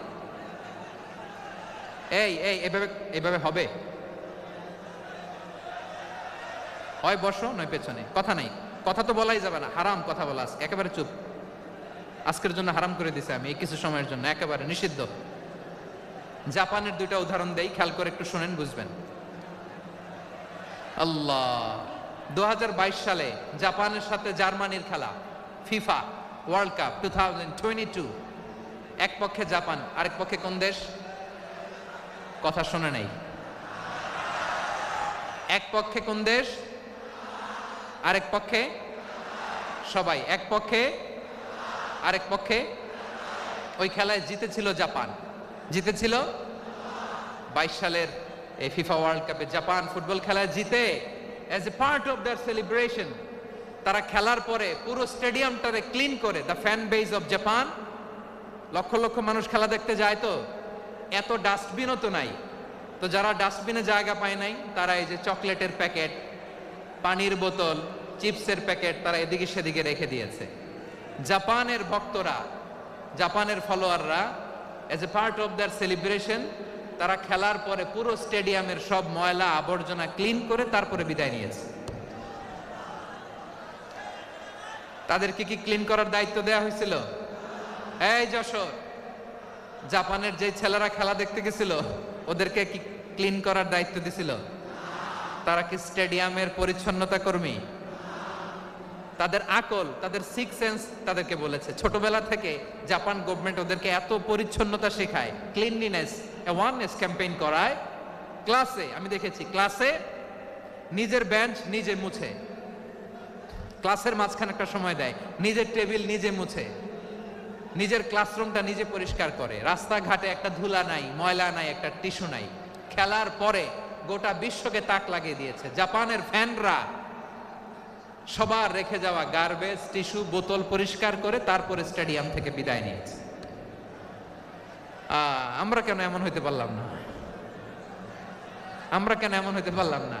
জাপানের যারা এগুলো করছে ওদের 3টা করে চোখ না? চোখ তো 3টা, জাপানো লাগো, জাপানো লাগো, হাত তো 4টা, কান তো 6টা। হ্যাঁ, নাকি আমার মতো 2 হাত 2 কানওয়ালা মানুষ? চোখে দেখলে ওটা মানুষ না। চিন্তা করছেন? তার মানে জাপানিজদেরকে যে গ্রুমিং করে শিখানোর মাধ্যমে পরিচ্ছন্ন বানানো গেছে, ওরা যেমনি মানুষ আমরাও মানুষ, আমাদের সন্তানদেরকে শেখালে তারাও পারবে, পারবে কিনা? 2 নম্বর উদাহরণ বলি, চট্টগ্রাম ফেনীতে যারা গিয়েছেন, মেঘনা গুমতি ব্রিজ প্রকল্প নাম শুনছেন? মেঘনা একটা ব্রিজ পার হওয়া লাগে, এই মেঘনা গুমতি, এখানে 3টা ব্রিজ কাঁচপুর সহ, এই 3টা ব্রিজের নির্মাণ কাজ, রেনোভেশনের কাজ দেয়া হয়েছিল জাপানের একটা কোম্পানিকে। কাকে? জাপানের কোম্পানি নির্মাণ শেষে 738 কোটি টাকা বেঁচে গেছিল, এটা গভর্নমেন্টের হাতে দিয়ে তারা বিদায় নিয়েছে। কত টাকা? 738 কোটি টাকা। যত প্রাক্কলিত ব্যয় নির্ধারণ করা হয়েছে সব টাকা সরকার, তৎকালীন সরকার 2019-এর সরকার, কারা ছিল তো জানেন? এই 2019-এর সরকার তাদেরকে দিয়েছে। তারা রিনোভেশন নির্মাণ শেষে 738 কোটি টাকা অতিরিক্ত বেঁচে গেছিল, এটা আবার গভর্নমেন্টের হাতে বুঝাই দিয়ে তারা বিদায় নিচ্ছে। আমরা কেন এমন হইতে পারলাম না? জাপানের ওরাও মানুষ, আমরাও মানুষ, তার মানে মানুষে মানুষে পার্থক্য আছে না নাই? আচ্ছা, জাপানের 2টা উদাহরণ দিলাম, এবার আমার দেশের 2টা উদাহরণ দিব না? বাংলাদেশের 2টা উদাহরণ দিই। 1 নম্বর উদাহরণ, গত সপ্তাহে আপনারা জানেন কক্সবাজার আমার একটা প্রোগ্রাম ছিল, তো হেলিকপ্টারে গিয়েছিলাম। ফেনী জেলা যখন পার হচ্ছি, আমি দেখলাম 3টা উইন্ডমিল চিনেন তো? বিশাল পিলার, 3টা-4টা পাখা থাকে, বায়ু বিদ্যুৎ কেন্দ্র, বাংলাদেশের প্রথম বায়ু বিদ্যুৎ কেন্দ্র এটা, মুহুরী প্রজেক্ট বলে এটা সম্ভবত, মুহুরী প্রজেক্ট। তো সাগরের বাতাসের ঝাপটায় এটা ঘুরে এনার্জি হয়, ইলেকট্রিসিটি উৎপাদন হয়। তো আমি পাইলটকে বললাম, ভাই এগুলো থেকে কেমন ইলেকট্রিসিটি উৎপাদন হয়? কয়, হুজুর একটু হয় না, কিছুই হয় না। কিছুই হয় না মানে? বলে, হুজুর বাংলাদেশে যত উইন্ডমিল আছে এটার পাখা একটাও ঘুরে না। আল্লাহ, বলেন কি? তাহলে এই যে কোটি কোটি টাকা ব্যয় করে যে উইন্ডমিল, কয় হুজুর ভিতরে ফিটফাট, উপরে ফিটফাট, ভিতরে সদরঘাট। তার মানে কোটি কোটি টাকা দিয়ে এই উইন্ডমিল বানায়, এখানে কিছু নাই, দুর্নীতির আড্ডাখানা, আখড়াখানা বাংলাদেশ, ঠিক কিনা বলেন? হায় রে, জাপানিজরাও মানুষ, আমরাও মানুষ। আমার এক নিকটাত্মীয় সরকারি চাকরিজীবী, উনি আমাকে বললেন, বাংলাদেশের আর একটা উদাহরণ দেখি, উনি আমাকে বললেন যে প্রতি বছর আমাদের অফিসের ফার্নিচার চেঞ্জ করে। আমি বললাম, প্রতি বছর ফার্নিচার চেঞ্জ করে কেন? বলে যে ফার্নিচার নতুন পারচেজ করলেই তো ওইখানে টাকা, নতুন কিনতে পারলেই টাকা, নতুন উন্নয়নের সবক শোনাতে পারলেই টাকা। প্রথম আলোর রিপোর্ট, কি আলো?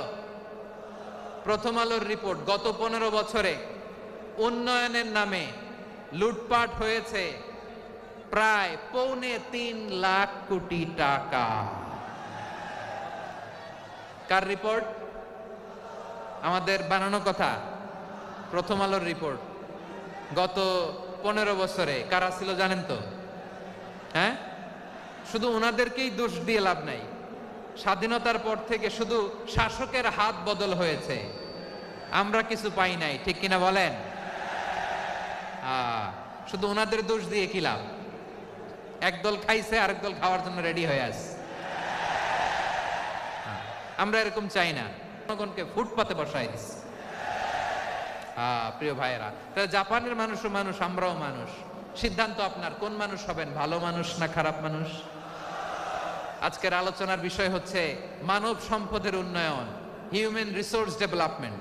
It's a process to increase the capacity of knowledge, skill, capacity of the people of a country. একটা দেশের মানুষের জ্ঞান, তাদের দক্ষতা কি করে বাড়ানো যায়, বাড়িয়ে দেশের উন্নয়ন করানো যায়, এটাই হচ্ছে মানব সম্পদ উন্নয়নের মূল কথা।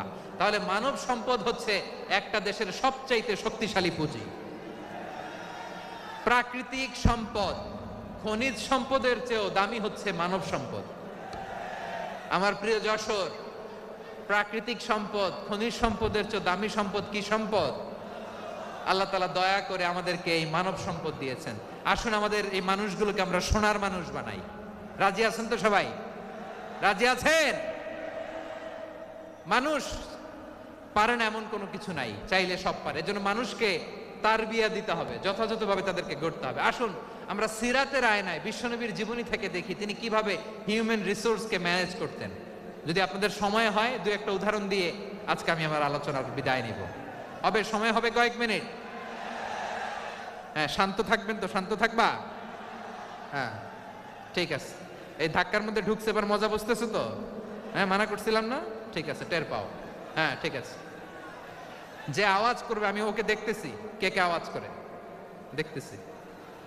শেষ কথা, শেষের দিকে চলে আসছি। বিষ্ণু ইসলাম কিভাবে হিউম্যান রিসোর্সকে ম্যানেজ করতেন, মজার কথা আছে কয়েকটা, বলে বিদায় নিব।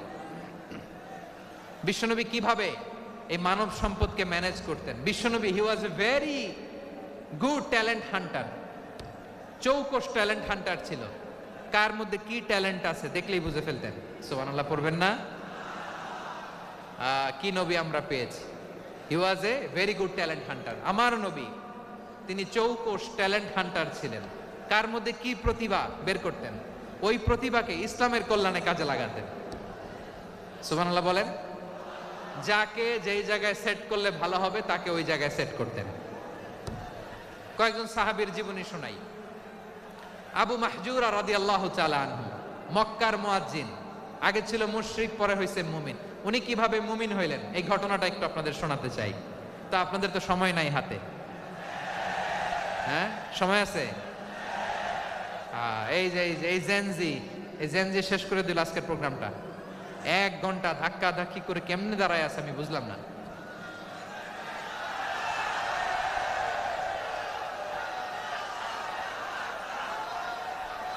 না না, তাকবির না, চুপ করতে হবে। What I need you stop, just shut up, চুপ। হ্যাঁ, ঠিক আছে, এভাবে। আবু মাহজুরা রাদিয়াল্লাহু তাআলা আনহু কিভাবে মুসলিম হলেন আওয়াজ করে শুনেন। হুনাইনের যুদ্ধ, 8ম হিজরি। বিষ্ণু ইসলাম হুনাইনের যুদ্ধ শেষে ফিরতেছেন, পথিমধ্যে বেলাল রাদিয়াল্লাহু তাআলা আনহু, এই যে আবার কথা, আই রে আল্লাহ রে, এখানে ধাক্কা ধাক্কি কেন? চলে যাও, পেছনে যাও, যাও পেছনে যাও। কি আজীব তামাশা! যেখানে যায় এখানে ধাক্কা ধাক্কি, মারামারি, গায়ের উপরে, কাঁধের উপরে, শাউটিং। অনেক গুরুত্বপূর্ণ কথা পয়েন্ট করে নিয়ে আসে যে বলবো, এই শাউট করার কারণে প্রোগ্রামটাই নষ্ট করে দেয়। আসছে আমরা ভালোবাসা দেখাইতে, প্রোগ্রামটাই শেষ করে দিয়ে চলে যায়। স্টপ, আবার কথা বল, স্টপ। হুনাইনের যুদ্ধে 8ম হিজরি। কত হিজরি? সবাই বলেন না একটু, কত হিজরি? 8ম হিজরিতে হুনাইনের যুদ্ধে রাসূল সাল্লাল্লাহু আলাইহি ওয়াসাল্লাম ফিরে আসতেছেন মদিনায়। পথিমধ্যে বেলাল রাদিয়াল্লাহু তাআলা আনহু আযান দিচ্ছেন। কি দিচ্ছেন? তো পাশে ছিল মুশরিকদের একটা পল্লী, কিছু মুশরিক তরুণ, কিছু অমুসলিম কিশোর, তারা আযানকে ব্যঙ্গ করতেছে। আমাদের বাংলায় মুখ ভেঙ্গানো বলে আর কি। বেলাল রাদিয়াল্লাহু তাআলা আনহু আযান দিচ্ছেন, ওই বাচ্চাগুলো মুশরিক, তো ওরা আযানকে ব্যঙ্গ করতেছে, বিকৃতি করে ওরাও আযান দিচ্ছে। উদ্দেশ্য হচ্ছে আযানকে নিয়ে ঠাট্টা করা। উদ্দেশ্য কি? ঠাট্টা করা। ব্যাপারটা মনে কষ্ট পাওয়ার মতো ব্যাপার না? কিন্তু বিশ্বনবী ওইখানে দেখেন কি খুঁজলেন। বিশ্বনবী খেয়াল করলেন অমুসলিম কিশোরদের মধ্যে থেকে একটা কিশোরের গলাটা বড় দরাজ গলা, কণ্ঠটা বড় সুন্দর। খেয়াল করে দেখলেন যে কিছু কিশোর বেলালের আযানকে ব্যঙ্গ করে, বিকৃতি করে, কিন্তু একজনের কণ্ঠ দেখতে পাচ্ছেন না এত দূরে, কিন্তু কণ্ঠটা বড় সুন্দর, দরাজ গলা। বিশ্বনবী সাহাবীদেরকে বললেন, ধরো এগুলারে, ধরো। সবগুলারে ধরে বিশ্বনবীর সামনে আনা হলো। ওরা হাঁটু গেড়ে বসলো। বিশ্বনবী বললেন, তোমাদের মধ্যে কে যেন ব্যঙ্গ করে আযান দিচ্ছিল, তার গলাটা বড় উঁচু, গলার বেসটা বড় মজবুত, মেলোডিয়াস, সুমধুর কণ্ঠ। কে? আবু মাহজুরা বলে, আমার বন্ধুরা সবাই আমার দিকে আঙ্গুল দেখায়, আমি পড়ে গেছি বিপদে।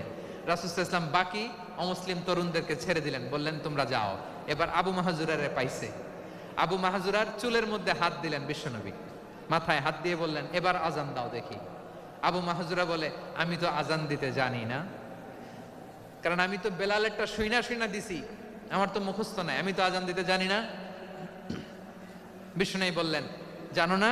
তাহলে আসো, আমি তোমারে শিখাই দেই। সুবহানাল্লাহ পড়েন।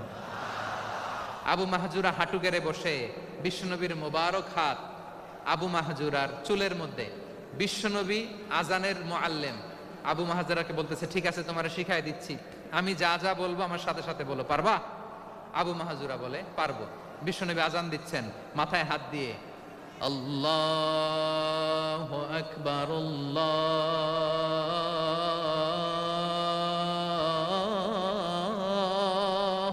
আকবার।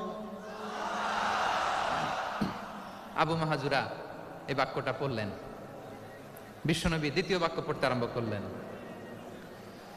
আল্লাহু আকবার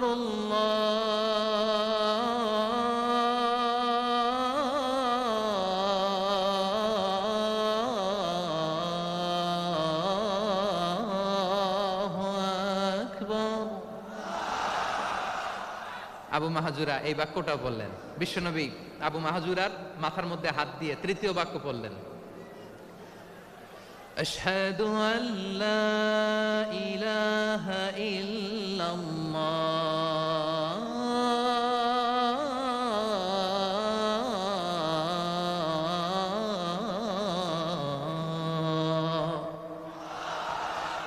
আবু মাহাজুরা তৃতীয় বাক্য পড়লেন। বিশ্বনবী একটা বাক্য পরে আবু মাহাজুরা পরে, বিশ্বনবী পরে আবু মাহাজুরা পরে। আবু মাহাজুরা কিন্তু অমুসলিম, মুশরিক। আবু মাহাজুরা বলে, এক একটা বাক্য পড়ি আমার কলিজাটা গলে ঠান্ডা হয়ে যায়। এতদিন মোহাম্মদকে গালি দিতাম, এখন মোহাম্মদ আমার মাথায় যখন হাত রাখছে আমার সারা শরীর ঠান্ডা হয়ে গেছে। বিশ্বনবী আজান শিখাচ্ছেন, একটা একটা বাক্য পড়ে আবু মাহাজুরাও পড়ে, বিশ্বনবী পড়ে আবু মাহাজুরাও পড়ে। পুরো বাক্যগুলো যখন শেষ, আজান শেষ, আবু মাহাজুরাও যখন পুরো আজান পড়লেন, আবু মাহাজুরা বললেন, এতদিন মোহাম্মদের চেহারা দেখলে আমার ঘৃণা লাগতো, আজ থেকে মোহাম্মদের চেহারার চেয়ে প্রিয় চেহারা আমার কাছে নাই। আবু মাহাজুরা বললেন, ও মুহাম্মদ, আজানের বাক্য তো আপনি আমারে শেখালেন, এখানেই শেষ করবেন না, আপনি আমারে পড়ায় দেন লা ইলাহা ইল্লাল্লাহু মুহাম্মাদুর রাসূলুল্লাহ সাল্লাল্লাহু আলাইহি ওয়াসাল্লাম। বিশ্বনবীর সাথে দাঁড়িয়ে উনি শাহাদা পড়ে মুসলমান হয়ে গেলেন। এবার আবু মাহাজুরা বলে, ইয়া রাসূলুল্লাহ, ইয়া হাবিবাল্লাহ, আমি মুমিন হয়েছি, মুসলমান হয়েছি, আপনার কাছ থেকে আজান শিখার সৌভাগ্য আমি লাভ করেছি গো নবী। আমার কণ্ঠের বড় তারিফ করেছেন, আপনি আমার আজানকে আপনি পছন্দ করেছেন। একটা জিনিস আপনার কাছে চাই, আপনি আমাকে মক্কার মসজিদুল হারামের মুয়াজ্জিন হিসেবে অ্যাপয়েন্ট করে দে। বিষ্ণু ইসা ইসলাম বললেন, যাও আবু মাহজুরা, আমি তোমাকে পৃথিবীর শ্রেষ্ঠতম মসজিদ মক্কার মসজিদুল হারামের মুয়াজ্জিন হিসেবে অ্যাপয়েন্ট করে দিলাম। দেখছেন কিভাবে ট্যালেন্ট হান্টিং করতে হয়, কিভাবে হিউম্যান রিসোর্স মানব সম্পদকে ব্যবহার করতে হয়। আসছিল আজানকে ভেঙাইতে, আসছিল কেন? আজানকে ব্যঙ্গ করার জন্য, বিকৃত করার জন্য। আজানকে বিকৃত করতে যে ইসলামের সবচেয়ে শ্রেষ্ঠ মসজিদের মুয়াজ্জিন হয়ে গেল। পড়েন সুবহানাল্লাহ। হযরত আবু মাহজুরা রাদিয়াল্লাহু তাআলা আনহু ওনার এই সুললিত কণ্ঠ ব্যবহার করে মসজিদুল হারামে এত সুন্দর করে আল্লাহু আকবার বলে আজান দিতেন, মানুষগুলোর, মুসল্লিগুলোর, মক্কাবাসীর হৃদয়কে তিনি বিগলিত করে দিতেন, মানুষের হৃদয়কে ঠান্ডা হয়ে যেত। শুধু এখানেই শেষ না আমার যশোরের ভাইয়েরা। বিশ্বনবী যখন সাইয়েদনা আবু মাহজুরা রাদিয়াল্লাহু তাআলা আনহুকে আজান শিখাচ্ছিলেন, বলেন তো বিশ্বনবীর হাতটা কোথায় ছিল? আবু মাহজুরার মাথার সামনে, এই চুলের উপরে ছিল। আবু মাহজুরা ওই স্মৃতিটাকে ধারণ করবার জন্য, ওই স্মৃতিকে বহন করার জন্য বিশ্বনবীর মোবারক হাত আবু মাহজুরার কপালের চুলের যেই জায়গায় লেগেছে, মৃত্যুর আগের দিন পর্যন্ত আবু মাহজুরা মাথার ওই চুলে কোনোদিন ছুরি আর কামার লাগায় নাই, সেখানে কেচি লাগায় নাই, চুলের মধ্যে খুর লাগায় নাই। আবু মাহজুরা ডান দিকের চুল কাটতো, বাম দিকের চুল কাটতো, পেছনের চুল কাটতো, সামনের চুল কাটতো না। আবু মাহজুরা রাদিয়াল্লাহু তাআলা আনহুর সামনের চুলগুলো বড় হতে হতে যখন এত বড় হয়ে যায়, তিনি চুলগুলো পেঁচিয়ে মাথার মধ্যে রাখতেন, তারপরে তিনি পাগড়ি পরতেন। সবাই জিজ্ঞেস করতো, আবু মাহজুরা, এটা আবার কেমন স্টাইল? দেখতে তোমার কি বিদঘুটে লাগে, কেমন অড লাগে, কেমন খারাপ দেখা যায়। মক্কায় এমন কোন মানুষ তো দেখি নাই, ডানে চুল কাটে, বায়ে চুল কাটে, পেছনে চুল কাটে, সামনে কাটে না। ওরে আবু মাহজুরা, কেমন দেখা যায় তোমারে? তুমি সামনের চুল কাটো না কেন? আবু মাহজুরা বলে, আমি হাঁটু গেড়ে পেয়ারা নবীর সামনে বসেছিলাম, আমার এই মাথার চুলের মধ্যে মুবারক হাত লাগিয়ে বিশ্বনবী নিজে আমাকে আজানের প্রতিটা বাক্য শিক্ষা দিয়েছেন। বিশ্বনবীর মুবারক হাত, পবিত্র হাত আমার মাথার চুলের যেই জায়গায় লেগেছে, আমি চাই ওই চুলগুলা নিয়ে আমি আমার কবরের ভিতরে যাব। সাইয়েদনা আবু মাহজুরা রাদিয়াল্লাহু তাআলা আনহু ইন্তেকালের আগের পর্যন্ত মাথার সামনের চুলগুলা কাটে নাই। মাথার সামনের চুল তিনি কাটেন নাই।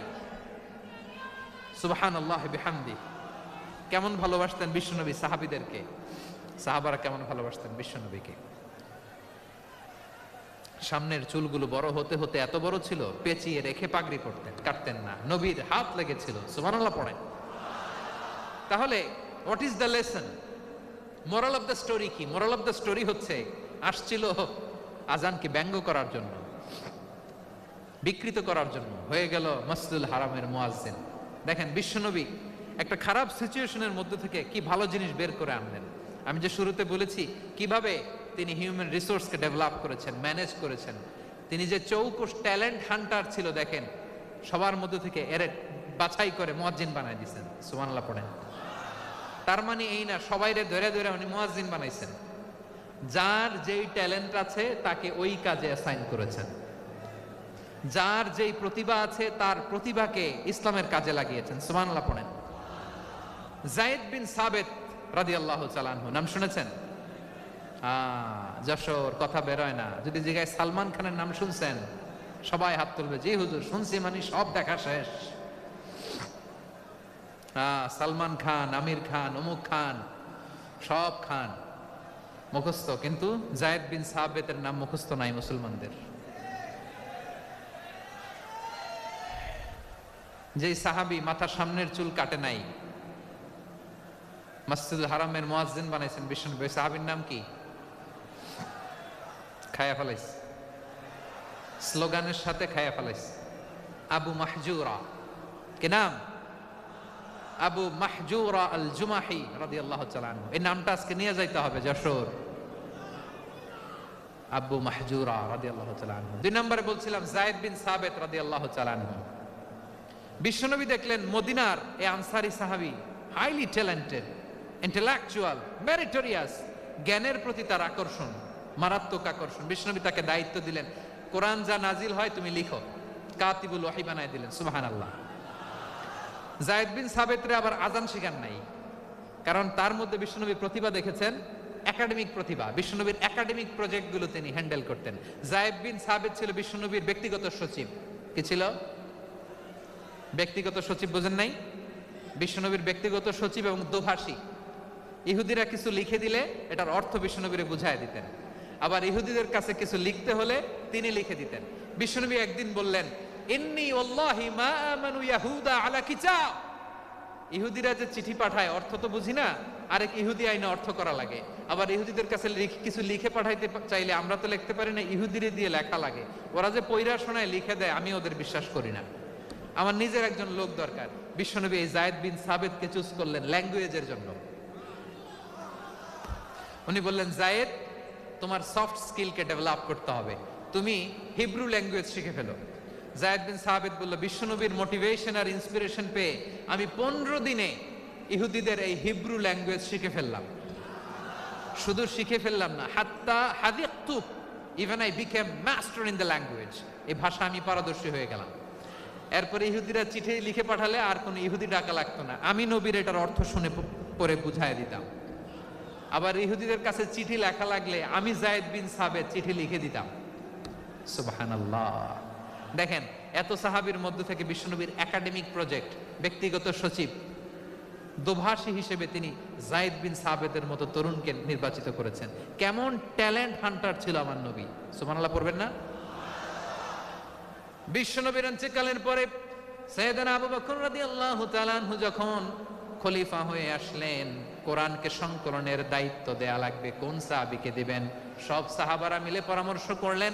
সাইয়েদনা আবু বকর, ওমর সবাই মিলে এই বিশাল কোরআন সংকলনের গুরু দায়িত্ব বিশ্বনবীর ব্যক্তিগত সচিব বিশ্ব নবীর দুভাষী, বিশ্ব নবীর সিলেক্ট করাই লোক যায়েদ ইবনে সাবিত রাদিয়াল্লাহু তাআলা আনহুকে দিয়েছে। কোরআনের কপি তো আজকে এখানে রাখে নাই। এই যে আজকের যে কোরআন পড়েন, এটা আগে এরকম ছিল না। কোরআন নাজিল হলে সাহাবারা চামড়ার, ওটের চামড়ায় লিখে ফেলতো, ওটের চ্যাপ্টা হাড্ডির মধ্যে লিখে ফেলতো, গাছের গুড়ির মধ্যে লিখে ফেলতো, বিভিন্ন জনের কাছে ছড়ানো ছিটানো ছিল। আবু বকর রাদিয়াল্লাহু তাআলা আনহু একসাথে করলেন, পরবর্তীতে উসমান রাদিয়াল্লাহু তাআলা আনহু একসাথে করলেন 114 সূরার। এখন এই মুসহাফ, এই কম্পাইলেশন, এই কপি আমরা পেয়েছি, যার হিউজ কন্ট্রিবিউশন ছিল। এই পুরো কোরআন কম্পাইলেশনের প্রজেক্ট ম্যানেজার ছিল যায়েদ বিন সাবিত রাদিয়াল্লাহু তাআলা। কোরআন কম্পাইলেশনের প্রজেক্ট ম্যানেজার, দেখেন উনারে মাথায় হাত দিয়ে আজান শেখায় নাই, সুবহানাল্লাহ কইবেন না?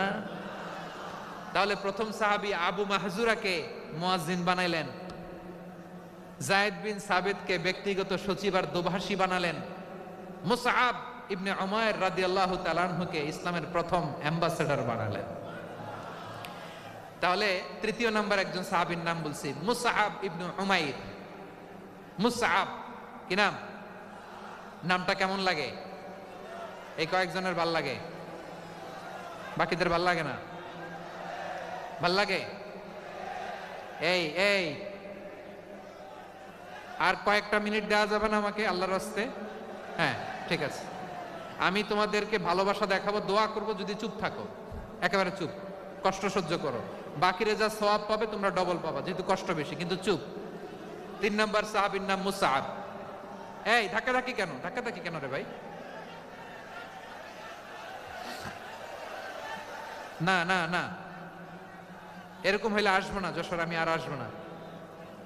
হয় পিছনে চলে যাও, নাহলে চুপ, ধাক্কাধাক্কি নেই। 3 নাম্বার সাহাবীর নাম মুসআব। কি নাম? He was the first ambassador in Islam. ইসলামের প্রথম ডিপ্লোম্যাট, প্রথম কূটনৈতিক, ইসলামের প্রথম কূটনৈতিক, ইসলামের প্রথম ডিপ্লোম্যাট, প্রথম অ্যাম্বাসেডর মুসআব ইবনে উমাইর। মক্কার তরুণ যুবক, উনি পারফিউম লাগাইলে মানুষ দেখলেই বুঝতো এটা মুসআব লাগাইছে। এমন ড্যাশিং ফেসের ছিল, এমন স্মার্ট ড্যাশিং ফেস, এমন পার্সোনালিটির মানুষ ছিল মুসআব রাদিয়াল্লাহু তাআলা আনহু। কারণ যিনি ইসলামের স্পোকম্যান হবেন, মুখপাত্র হবেন, তার স্মার্ট হওয়ার দরকার আছে না নাই? আকাবার প্রথম শপথ যখন হলো, তাদের সাথে বিষ্ণু ঈসা ইসলাম মদিনাতে একজন মুখপাত্র পাঠালেন, ডিপ্লোম্যাটকে পাঠালেন, অ্যাম্বাসেডর অফ ইসলাম, তিনি হচ্ছেন মুসআব ইবনে উমাইর। পড়েন সুবহানাল্লাহ। বিশ্বনবী দেখলেন সে অনেক স্মার্ট, তার ডেডিকেশন আছে, সিনসিয়ারিটি আছে, এবং মদিনায় যে আউস খাজরাজ গোত্রের নেতাদের সাথে ডিল করতে হবে, ইহুদিদের সাথে ডিল করতে হবে, ওখানে একজন পাক্কা জানু খেলোয়াড়ের দরকার আছে না নাই? মুসআব ইবনে উমাইর রাদিয়াল্লাহু তাআলা আনহু, ওনাকে বিষ্ণু ঈসা ইসলাম চুজ করলেন। এবং বিষ্ণু ঈসা ইসলামের এই চুজিংটা, এই সিলেকশনটা এত সুন্দর ছিল, তিনি মদিনাতে যে বিশ্বনবী আসার আগেই মদিনার জমিনকে তিনি উর্বর করে ফেলছেন। প্রতিটা ঘরে ঘরে কালিমার দাওয়াত তিনি পৌঁছায় দিচ্ছেন। জুমার বিধান নাজিল হয়েছে, কিন্তু মক্কায় পরিবেশ নাই জুমা পালনের। বিষ্ণু ঈসা ইসলাম একজনকে দিয়ে খবর পাঠালেন, যাও মদিনায় মুসাবকে যে বলো, মুসাব তো আমার শিক্ষক, আমার স্পোকম্যান, মদিনাতে যেন তারা জুমা কায়েম করে। বিশ্বনবীর আগেই মুসাব মদিনার মুসলিমদেরকে নিয়ে মদিনায় প্রথম জুমা কায়েম করে ফেলছে। কোন সুবহানাল্লাহ। ডিপ্লোম্যাটদের কেমন হইতে হয়,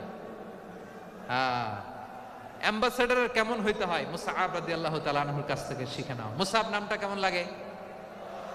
যশোর যাদের সন্তান হবে, ছেলে সন্তান, আমার রাস্তায় পাইলে সবাই জিজ্ঞেস করে, হুজুর একটা নাম দেন, আমার ছেলে হবে। যশোরবাসীর জন্য আমি একটা নাম দিয়ে দিলাম, নাম রাখতে হবে মুসআব। কি নাম? নামটা যাদের ভাল লাগে, ছেলে সন্তান অনাগত আসবে, মনে চাইলে নাম রেখে দিবেন মুসআব রাদিয়াল্লাহু তাআলা আনহুর নামে মুসআব। তাহলে মুসআব রাদিয়াল্লাহু তাআলা আনহুকে বিশ্বনবী ল্যাঙ্গুয়েজ শিখান নাই, সফট স্কিল শিখান নাই। যায়েদ রাদিয়াল্লাহু তিনি হিব্রু ল্যাঙ্গুয়েজ শিখেছেন, সুরিয়ানি শিখেছেন, কিন্তু মুসআবকে তিনি বানিয়েছেন the spokesman of Islam, the first diplomat, the ambassador of Islam. সুবহানাল্লাহ পড়বেন না? আব্দুল্লাহ ইবনে আব্বাস রাদিয়াল্লাহু তাআলা আনহু বিশ্বনবীর কাজিন, চাচাতো ভাই। আবার মাইমুনা রাদিয়াল্লাহু তাআলা আনহু, মাইমুনা নবীর স্ত্রী, তিনি ছিলেন আব্দুল্লাহর আপন খালা।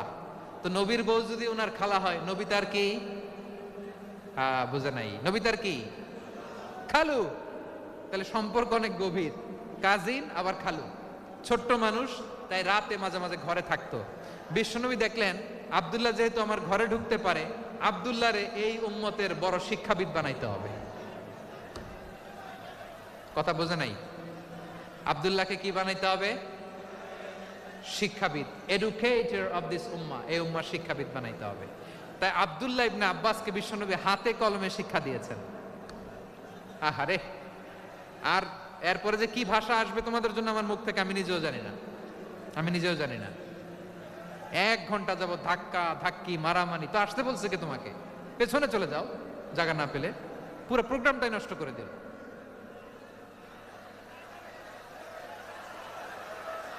জি, আমার দিকে তাকান, আমি শেষ করে দিচ্ছি। হবে না, ইন্টেলেকচুয়াল আলোচনা এখানে হবে না, আমি বুঝতে পারছি, আমি শেষ করে দিচ্ছি। আব্দুল্লাহ ইবনে আব্বাস রাদিয়াল্লাহু তাআলা আনহু, মনোযোগ দিয়ে কয়েকটা মিনিট শুনুন, আমি এখনই শেষ করে দিচ্ছি, এরপর আওয়াজ করবে। এই যে এগুলো কি আমি বুঝলাম না। আমি বললাম না সব করা যাবে, বসে যাও, শুয়ে যাও, চলে যাও, আওয়াজ করা যাবে না। অন্যকে বসো এটাও বলার দরকার নেই, জাস্ট এদিকে তাকাও। আল্লাহ। আব্দুল্লাহ ইবনে আব্বাস রাদিয়াল্লাহু তাআলা আনহু, ওনাকে বিশ্বনবী হাতে কলমে শিক্ষা দিয়েছেন, যেহেতু উম্মতের শিক্ষাবিদ হবেন, এডুকেটর হবেন। তো বিশ্বনবী রাতে যখন তাহাজ্জুদ পড়তেন, ছোট্ট আব্দুল্লাহ ঘরে থাকতো। বুঝতে পেরেছেন? ছোট্ট মানুষ তো ঘরে থাকতো। তো বিশ্বনবী তাহাজ্জুদের জন্য একবার দাঁড়িয়েছেন, ছোট্ট আব্দুল্লাহ ওযু করে দাঁড়াইছে। আচ্ছা বলেন তো, ইমাম আর মুসল্লি মোট যদি 2 জন হয়, একজন ইমাম একজন মুসল্লি, তো মুসল্লি ইমামের কোন দিকে দাঁড়াবে? ডানে দাঁড়াবে।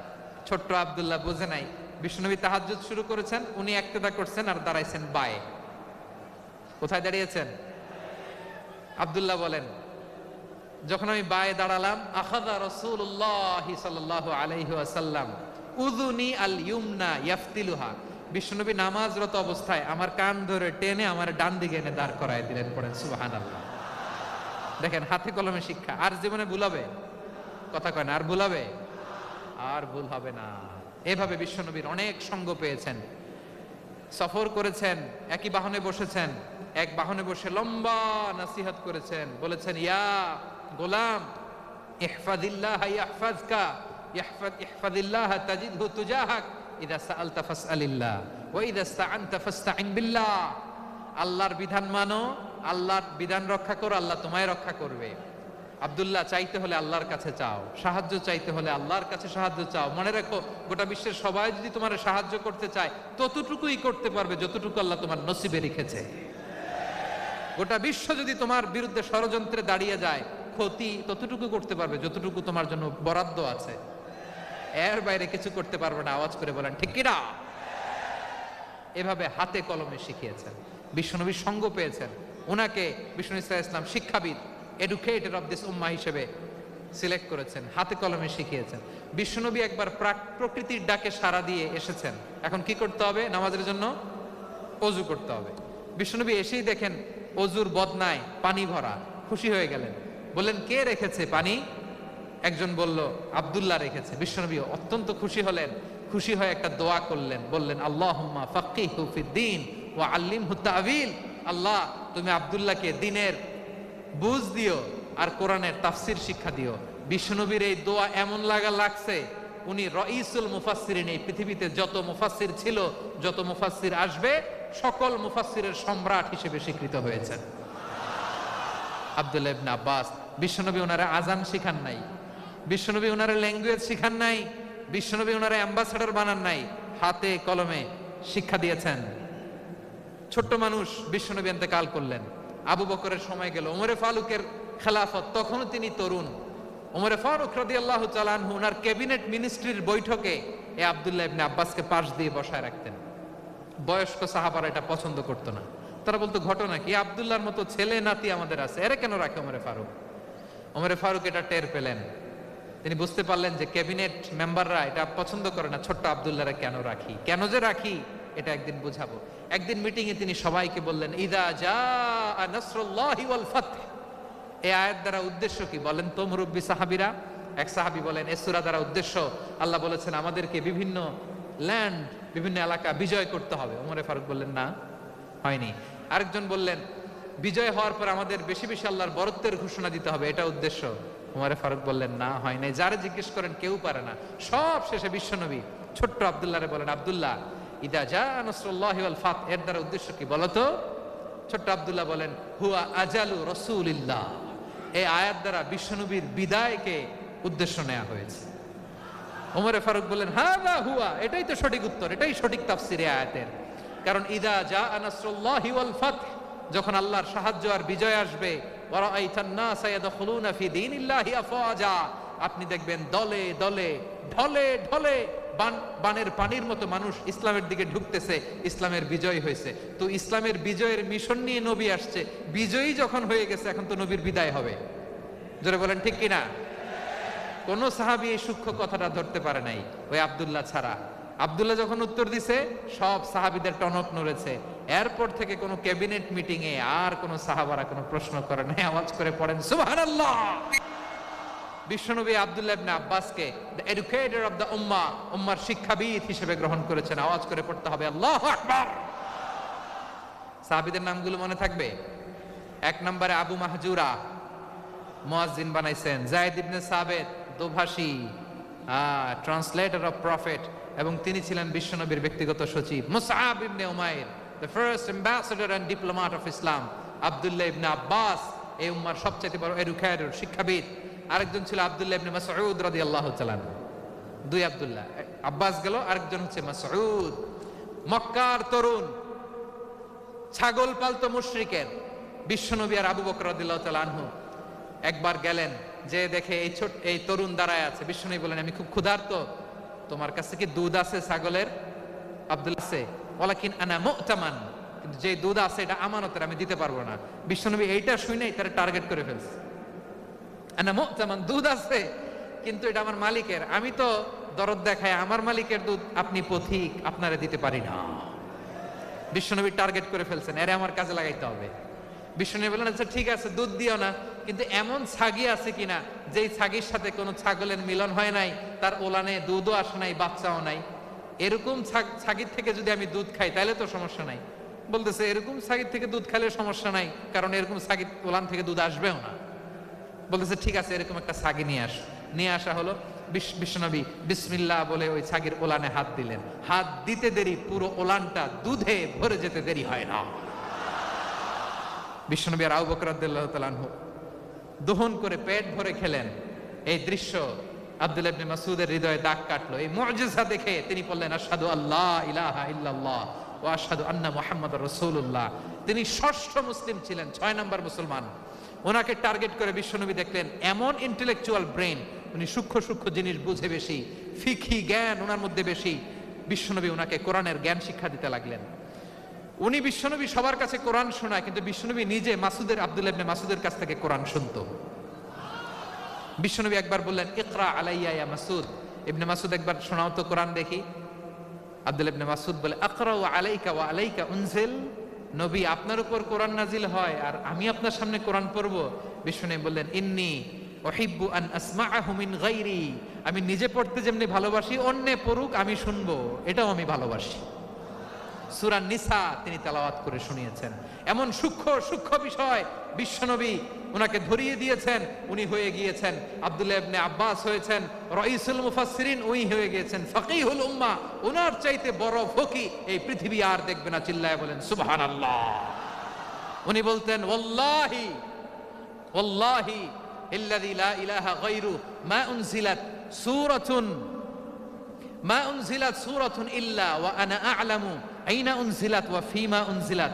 বিশ্বনবী এমন ভাবে কোরআনের দার্স আমাকে দিয়েছেন, কোরআনে যত সূরা নাজিল হয়েছে, যেখানে নাজিল হোক না কেন আমি জানি এটা কোথায় নাজিল হয়েছে এবং কোন প্রেক্ষাপটে নাজিল হয়েছে। এমন একটা সূরা নাই যে সূরার কোথায় নাজিল হয়েছে আমি মাসুদের জানা নাই, কোন প্রেক্ষাপটে নাজিল হয়েছে আমার জানা নাই। এরকম ঘটবে না। চিল্লায় বলেন আল্লাহু আকবার। এই আব্দুল্লাহ ইবনে মাসউদ রাদিয়াল্লাহু তাআলা আনহু ওমর ফারুকের সময় কুফার চিফ জাস্টিস ছিলেন। কুফা নগরীর চিফ জাস্টিস। চিফ জাস্টিস বুঝেন নাই? বিচারপতি। কি ছিলেন? সবাই বলে নাই, কি ছিলেন? বিচারপতি ছিলেন।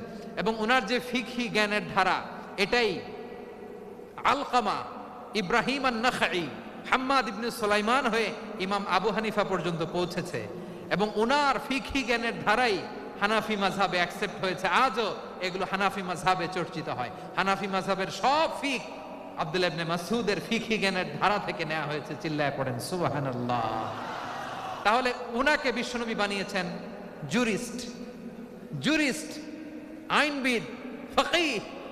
উনারে আজান শিখান নাই। হিউম্যান রিসোর্স ডেভেলপমেন্ট কিভাবে করবেন, মানব সম্পদের উন্নয়ন কিভাবে করতে হয়, কিভাবে যার যেখানে প্রতিভা কাজে লাগাতে হয় উনি দেখিয়েছেন। সুবহানাল্লাহ পড়বেন না? খালিদ বিন ওয়ালিদ নাম শুনছেন? কে কে শোনেন নাই হাত তোলেন। কি ছিলেন? বীর যোদ্ধা ছিলেন খালিদ বিন ওয়ালিদ। কিন্তু তিনি ইসলাম ধর্ম গ্রহণ করেছেন অনেক দেরিতে, 8ম হিজরিতে। তার মানে 8ম হিজরির আগে উনি মুশরিকদের পক্ষে লড়াই করেছেন। ওনার হাতে কত মুসলিম সাহাবী যে নিহত হয়েছে হিসাব নাই। বিশ্বনবী টার্গেট করে রাখছে, তুমি আমাদের মুসলিমদের এত ক্ষতি করলা, তুমি যখন মুসলমান হবা তোমারে দিয়ে আমি এমন কাম করামু যে এটা আর কেউ করতে পারবে না। সুবহানাল্লাহ নাই? যশোর ক্লান্ত হয়ে গেছে।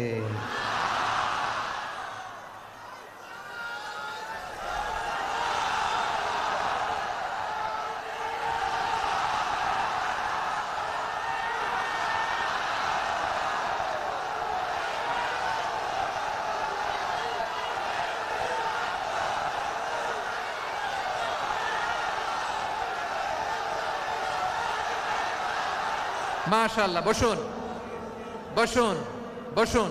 খালিদ বিন ওয়ালিদ রাদিয়াল্লাহু তাআলা আনহু 8ম হিজরিতে মুসলিম হয়েছেন, মক্কা বিজয়ের আগে। তো মক্কা বিজয়ের আগে যখন মুসলিম হয়েছেন, এর আগে কি করছেন? কাফিরদের সাথে যুদ্ধ করেছেন। উনি উহুদের যুদ্ধে মুসলমানদের যে পরাজয় ভাব, কঠিন পরিস্থিতির মুখোমুখি উনার কারণে পেছন থেকে এমন আতর্কিত আক্রমণ করেছেন, মুসলমানদেরকে কচুকাটা করেছেন। 8ম হিজরিতে আল্লাহ তাআলা হেদায়েতের নূর দিয়ে ওনার হৃদয়টাকে উজালা করে দিলেন। লা ইলাহা, এটা এমন বাণী যার হৃদয় একবার টাচ খাবে, এইটা থেকে সে আর পালিয়ে বেড়াতে পারে।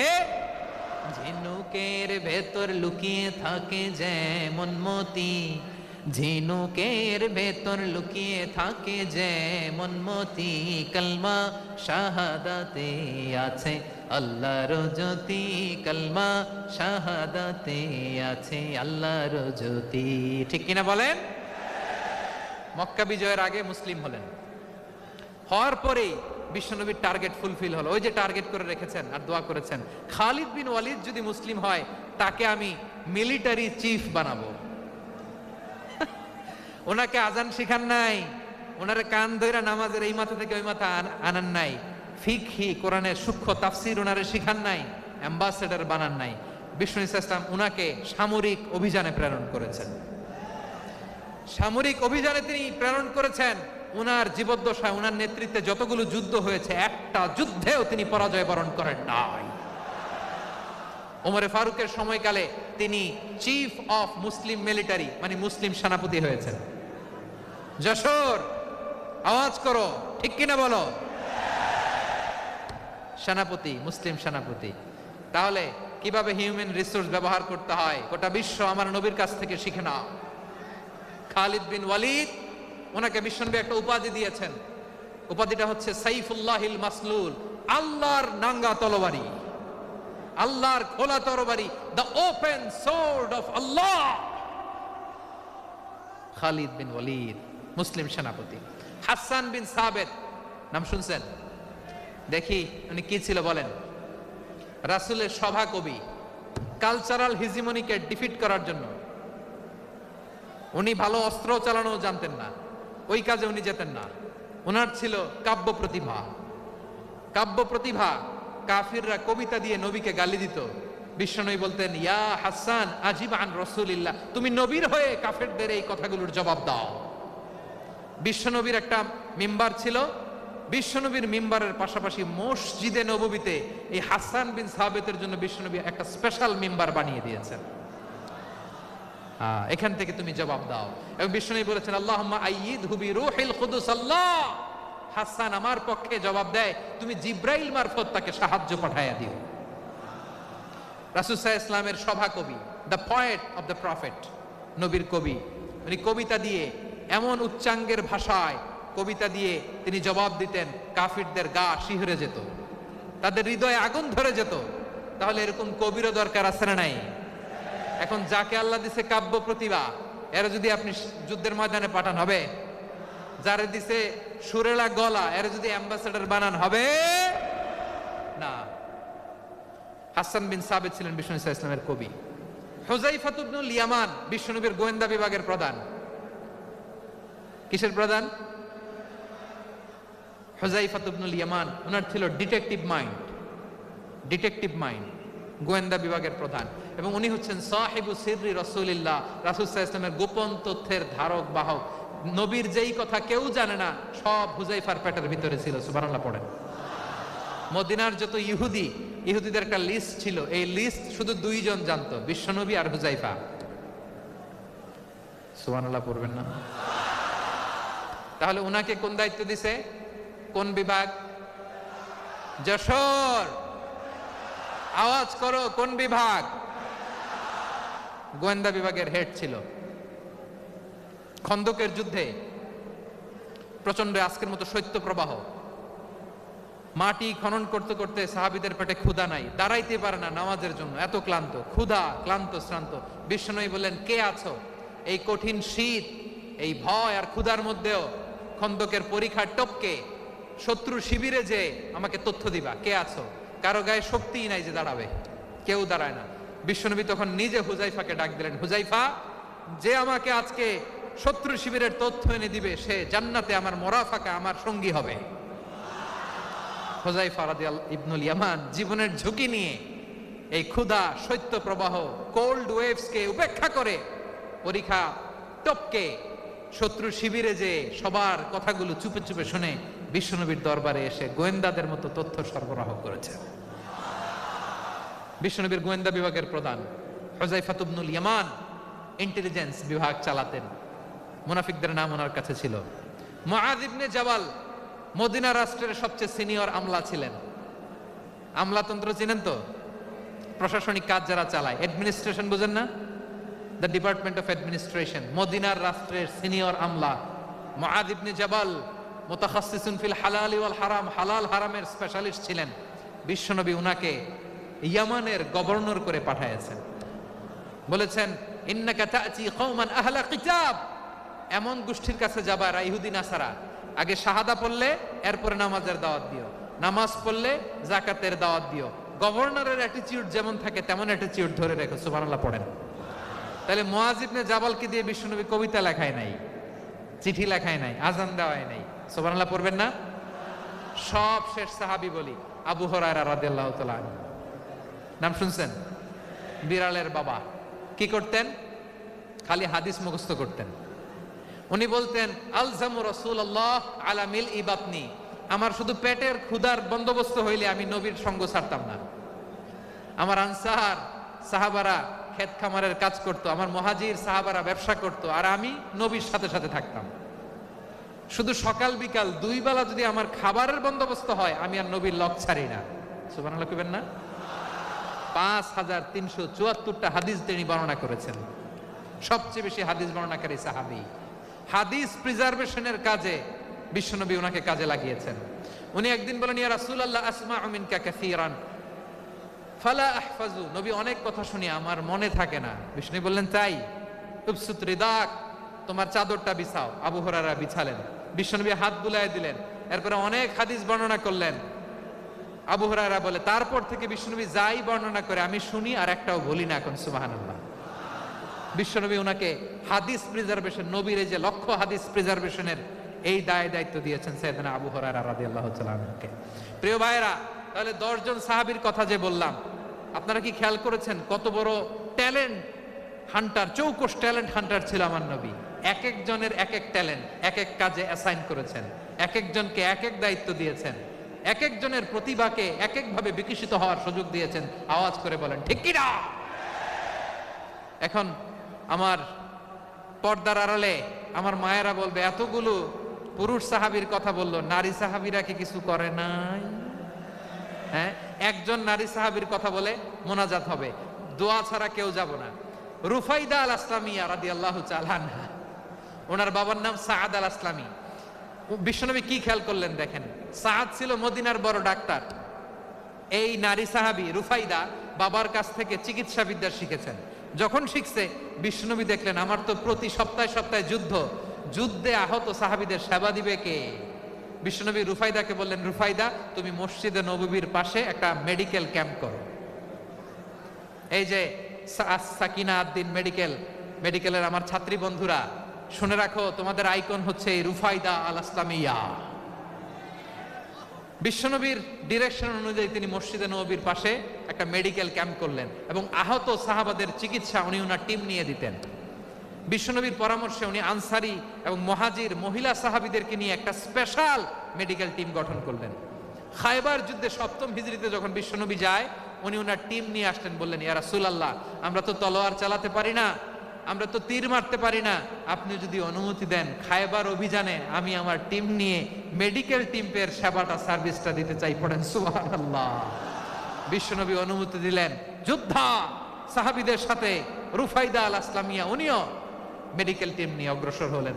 খায়বারের প্রতিটা আহত ইনজুর্ড সাহাবী যারা ইনজুরির শিকার হয়েছেন, সবাই রুফাইদা আল আসলামিয়ার এই মেডিকেল ক্যাম্প থেকে চিকিৎসা সহায়তা পেয়েছেন। সুবহানাল্লাহ পড়েন।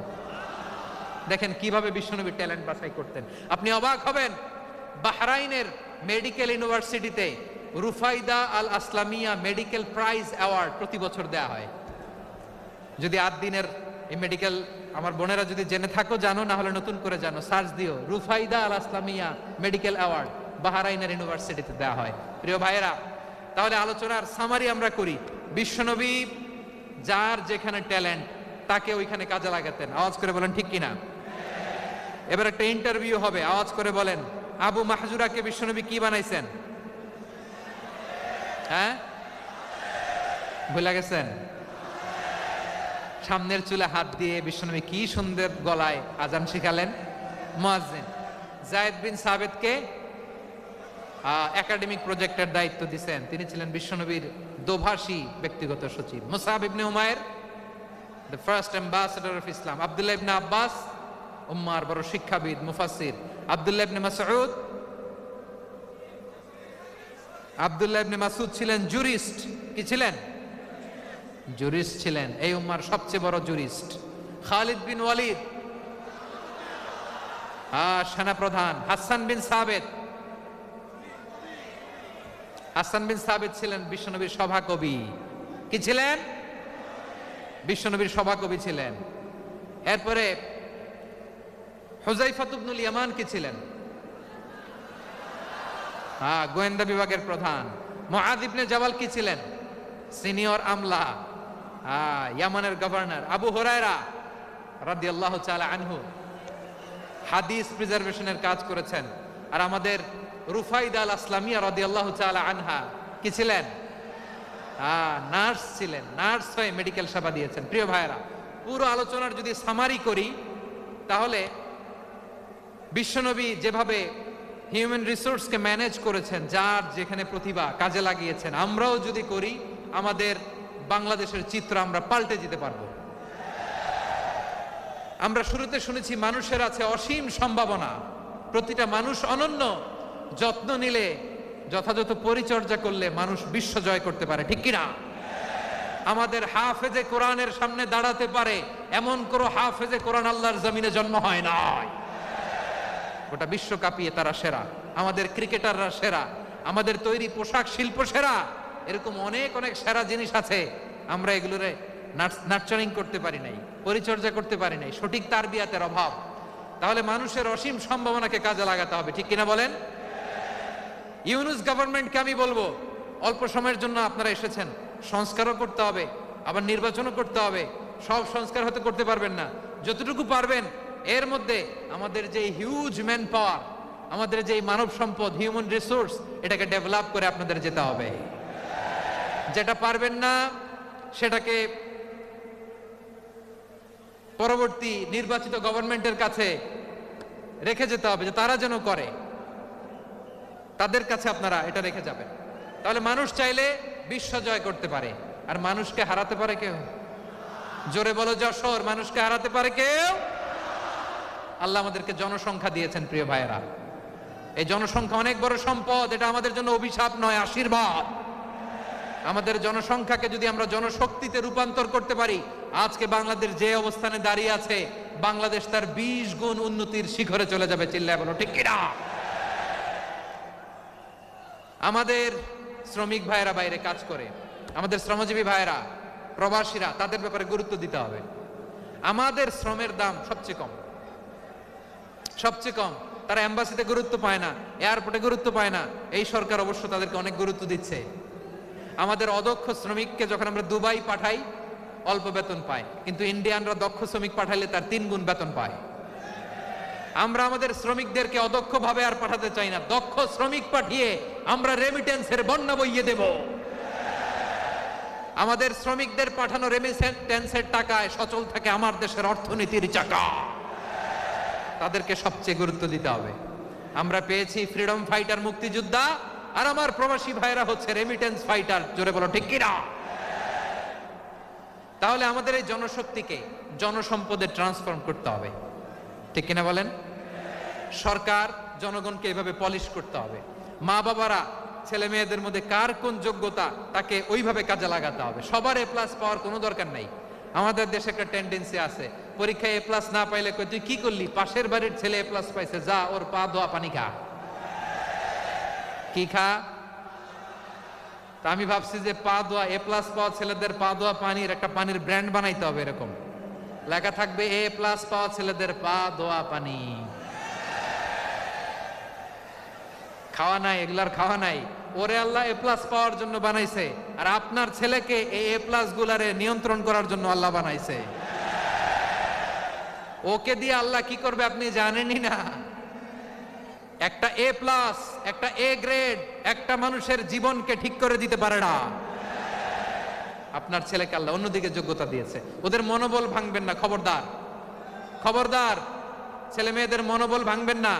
যাকে দিয়ে যেটা হবে তাকে দিয়ে সেটা করতে হবে, তার প্রতিভাকে সেভাবে কাজে লাগাতে হবে। তাহলে বাংলাদেশ, আমাদের এই জনসংখ্যা জনসম্পদে রূপান্তরিত হবে। আমাদের সরকারের তত্ত্বাবধানে আমাদের 18 কোটি জনগণ দক্ষ জনশক্তিতে রূপান্তরিত হোক। আমরা চাই কি চাই না? আমরা ভালো মানুষ, শ্রেষ্ঠ মানুষ হতে চাই কি চাই না? ওই জাপানিজদের মতো সৎ, ওই ইউরোপিয়ানদের মতো কালচার। আমাদেরকে আল্লাহ তাআলা কোরআন সুন্নাহ অনেক কিছু দিয়েছেন। যেহেতু বর্তমানে আমরা দেখছি তারা সৎ, তাদের মধ্যে ভ্যালু আছে, সেগুলো আমাদের মধ্যে আনার দরকার আছে না নাই? আর ইসলাম দিয়ে আমাদের জীবনকে সাজাতে হবে, ইসলাম দিয়ে আমার পরিবারকে সাজাতে হবে। ইসলাম থেকে, কোরআন থেকে প্রেসক্রিপশন না নিলে জীবন সুন্দর হবে না। কোরআন থেকে প্রেসক্রিপশন না নিলে সমাজ সুন্দর হবে না। কোরআনের প্রেসক্রিপশন না মানলে রাষ্ট্র সুন্দর হবে না। কোরআনের প্রেসক্রিপশন অ্যাপ্লাই না করলে শুধু দুর্নীতি দমন কমিশন দিয়ে দুর্নীতি বন্ধ করা যাবে না। এজন্য কোরআনের আইন আমরা চাই কি চাই না? প্রিয় ভাইয়েরা, হিউম্যান রিসোর্স ডেভেলপমেন্ট, মানব সম্পদের উন্নয়ন, আমাদের সরকার যেন এদিকে নজর দেয়। আমরা যেন এই ব্যাপারে যত্নবান হয়ে উঠি। যাকে আল্লাহ যে যোগ্যতা দিয়েছে, এই যোগ্যতা দিয়ে আমরা যেন ইসলামের জন্য, দেশের জন্য কাজ করি। আমরা যেন আমাদের স্কিল ডেভেলপ করি, আমাদের পটেনশিয়ালকে ডেভেলপ করি। মোরালিটি, ভ্যালিউজ নিয়ে শায়েখ আহমদুল্লাহ আলোচনা করেছেন, এগুলো দিয়ে যেন আমরা আমাদেরকে সাজাই। আল্লাহ তাআলা আমাদের দেশকে তুমি নিরাপদ করো, আমরা পড়ি আমিন। আল্লাহ আমার 18 কোটি জনগণকে তুমি জনশক্তিতে রূপান্তরিত করো, আমিন। আল্লাহ আমরা হাতে হাত রেখে, কাঁধে কাঁধ মিলিয়ে, ভাইয়ে ভাইয়ে যেন এই দেশকে গড়তে পারি, আল্লাহ তুমি তৌফিক দান করো, আমরা পড়ি আমিন। আমার প্রিয় মহিউদ্দিন ভাই বলেছেন, হুজুর এমন একটা ঘোষণাপত্র দিয়ে যাবেন আজকের এই ঐতিহাসিক যশোরের প্রোগ্রামে, যেটা গোটা বাংলাদেশে মানুষ এটার উপর আমল করে। আমি যে কথাটা বলেছি এটাই, আসুন আমরা আমাদের জনসংখ্যাকে জনসম্পদে ট্রান্সফর্ম করি। আমাদের জনসংখ্যাকে আমরা যেন জনশক্তিতে রূপান্তরিত করি। জনসংখ্যাকে ট্রান্সফর্ম করে জনশক্তি দিয়ে আমরা যেন আগামীর বাংলাদেশ, স্বাধীন বাংলাদেশ 2.0 গড়ে তুলি। আল্লাহ তাআলা আমাদের সবাইকে কথাগুলো বোঝার, আমল করার তৌফিক দান করুন। এই জেনজি, ক্ষমা করে দিও আমাকে, অনেক দমক দিছি, বকা দিছি। আল্লাহ তোমাদেরকে করুক, কবুল করুক, যশোরবাসীকে কবুল করুক, আর দিনকে কবুল করুক। এই মেডিকেল কলেজকে কবুল করুক। ইসলামের জন্য বাঁধ ভাঙা এই জোয়ার এবং উচ্ছ্বাসকে আল্লাহ তাআলা কবুল করুক। হাযা মা ইনদি ওয়াল ইলমু ইনদাল্লাহ আলাইহি তাওয়াক্কালতু ওয়া ইলাইহি উনীব। সুবহানাকাল্লাহুম্মা ওয়া বিহামদিকা আশহাদু আল্লা ইলাহা ইল্লা আনতা আস্তাগফিরুকা ওয়া আতুবু ইলাইক। আল্লাহুম্মা আমিন। স্বাধীনতার পর থেকে শুধু শাসকের হাত বদল হয়েছে, আমরা কিছু পাই নাই, ঠিক কিনা বলেন? শুধু ওনাদের দোষ দিয়ে কি লাভ? একদল খাইছে, আরেক দল খাওয়ার জন্য রেডি হয়ে আছে। কোরআন থেকে প্রেসক্রিপশন না নিলে সমাজ সুন্দর হবে না। কোরআনের প্রেসক্রিপশন না মানলে রাষ্ট্র সুন্দর হবে না। কোরআনের প্রেসক্রিপশন অ্যাপ্লাই না করলে শুধু দুর্নীতি দমন কমিশন দিয়ে দুর্নীতি বন্ধ করা যাবে না। এজন্য কোরআনের আইন আমরা চাই কি চাই না? ইউনূস গভর্নমেন্টকে আমি বলবো, অল্প সময়ের জন্য আপনারা এসেছেন, সংস্কারও করতে হবে, আবার নির্বাচনও করতে হবে। সব সংস্কার হতে করতে পারবেন না, যতটুকু পারবেন এর মধ্যে আমাদের যে হিউজ ম্যান পাওয়ার, আমাদের যে মানব সম্পদ, হিউম্যান রিসোর্স, এটাকে ডেভেলপ করে আপনাদের যেতে হবে। বাংলাদেশের আসল পরিচয় কি? সবাই বলে না। বাংলাদেশের আসল পরিচয় কি? এই ইসলাম নিয়ে আমরা সংসদ ভবন সাজাবো, রাজি আছি না নাই? শেকড় ভুলে যাওয়া যাবে না। আমরা ধাপে ধাপে শারিয়া আইনের দিকে যাব ইনশাআল্লাহ, কিন্তু জঙ্গিবাদ দিয়ে নয়, কট্টর পন্থা দিয়ে নয়। আমরা ইন্টেলেকচুয়ালি, গ্রাজুয়ালি, ধাপে ধাপে শারিয়া আইনের দিকে মুভ করব ইনশাআল্লাহ। বলো লিল্লাহি তাকবীর। এদেশের আসল পরিচয় সবাই বলে না, আওয়াজ করে, এদেশের আসল পরিচয়। চট্টগ্রাম ফেনীতে যারা গিয়েছেন, মেঘনা গোমতী ব্রিজ প্রকল্প নাম শুনছেন? মেঘনা একটা ব্রিজ পার হওয়া লাগে। এই মেঘনা গোমতী, এখানে 3টা ব্রিজ, কাঁচপুর সহ এই 3টা ব্রিজের নির্মাণ কাজ, রেনোভেশনের কাজ দেয়া হয়েছিল জাপানের একটা কোম্পানিকে। কাকে?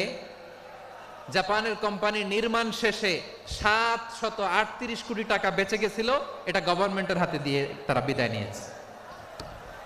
কত টাকা? 738 কোটি টাকা। যত প্রাক্কলিত ব্যয় নির্ধারণ করা হয়েছে সব টাকা সরকার, তৎকালীন সরকার 2019-এর সরকার, কারা ছিল তো জানেন? এই 2019-এর সরকার তাদেরকে দিয়েছে। তারা রিনোভেশন নির্মাণ শেষে 738 কোটি টাকা অতিরিক্ত বেঁচে গেছিল, এটা আবার গভর্নমেন্টের হাতে বুঝাই দিয়ে তারা বিদায় নিচ্ছে। আমরা কেন এমন হইতে পারলাম না? জাপানের ওরাও মানুষ, আমরাও মানুষ, তার মানে মানুষে মানুষে পার্থক্য আছে না নাই? বাংলাদেশের 2টা উদাহরণ দেয়। 1 নম্বর উদাহরণ, গত সপ্তাহে আপনারা জানেন কক্সবাজারে আমার একটা প্রোগ্রাম ছিল, তো হেলিকপ্টারে গিয়েছিলাম। ফেনী জেলা যখন পার হচ্ছি, আমি দেখলাম 3টা উইন্ডমিল। উইন্ডমিল চিনেন তো?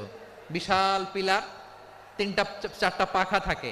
বায়ু বিদ্যুৎ কেন্দ্র, বাংলাদেশের প্রথম বায়ু বিদ্যুৎ কেন্দ্র এটা। মুহুরী প্রজেক্ট বলে এটার, সম্ভবত মুহুরী প্রজেক্ট। তো সাগরের বাতাসের ঝাপটায় এটা ঘুরে এনার্জি হয়, ইলেকট্রিসিটি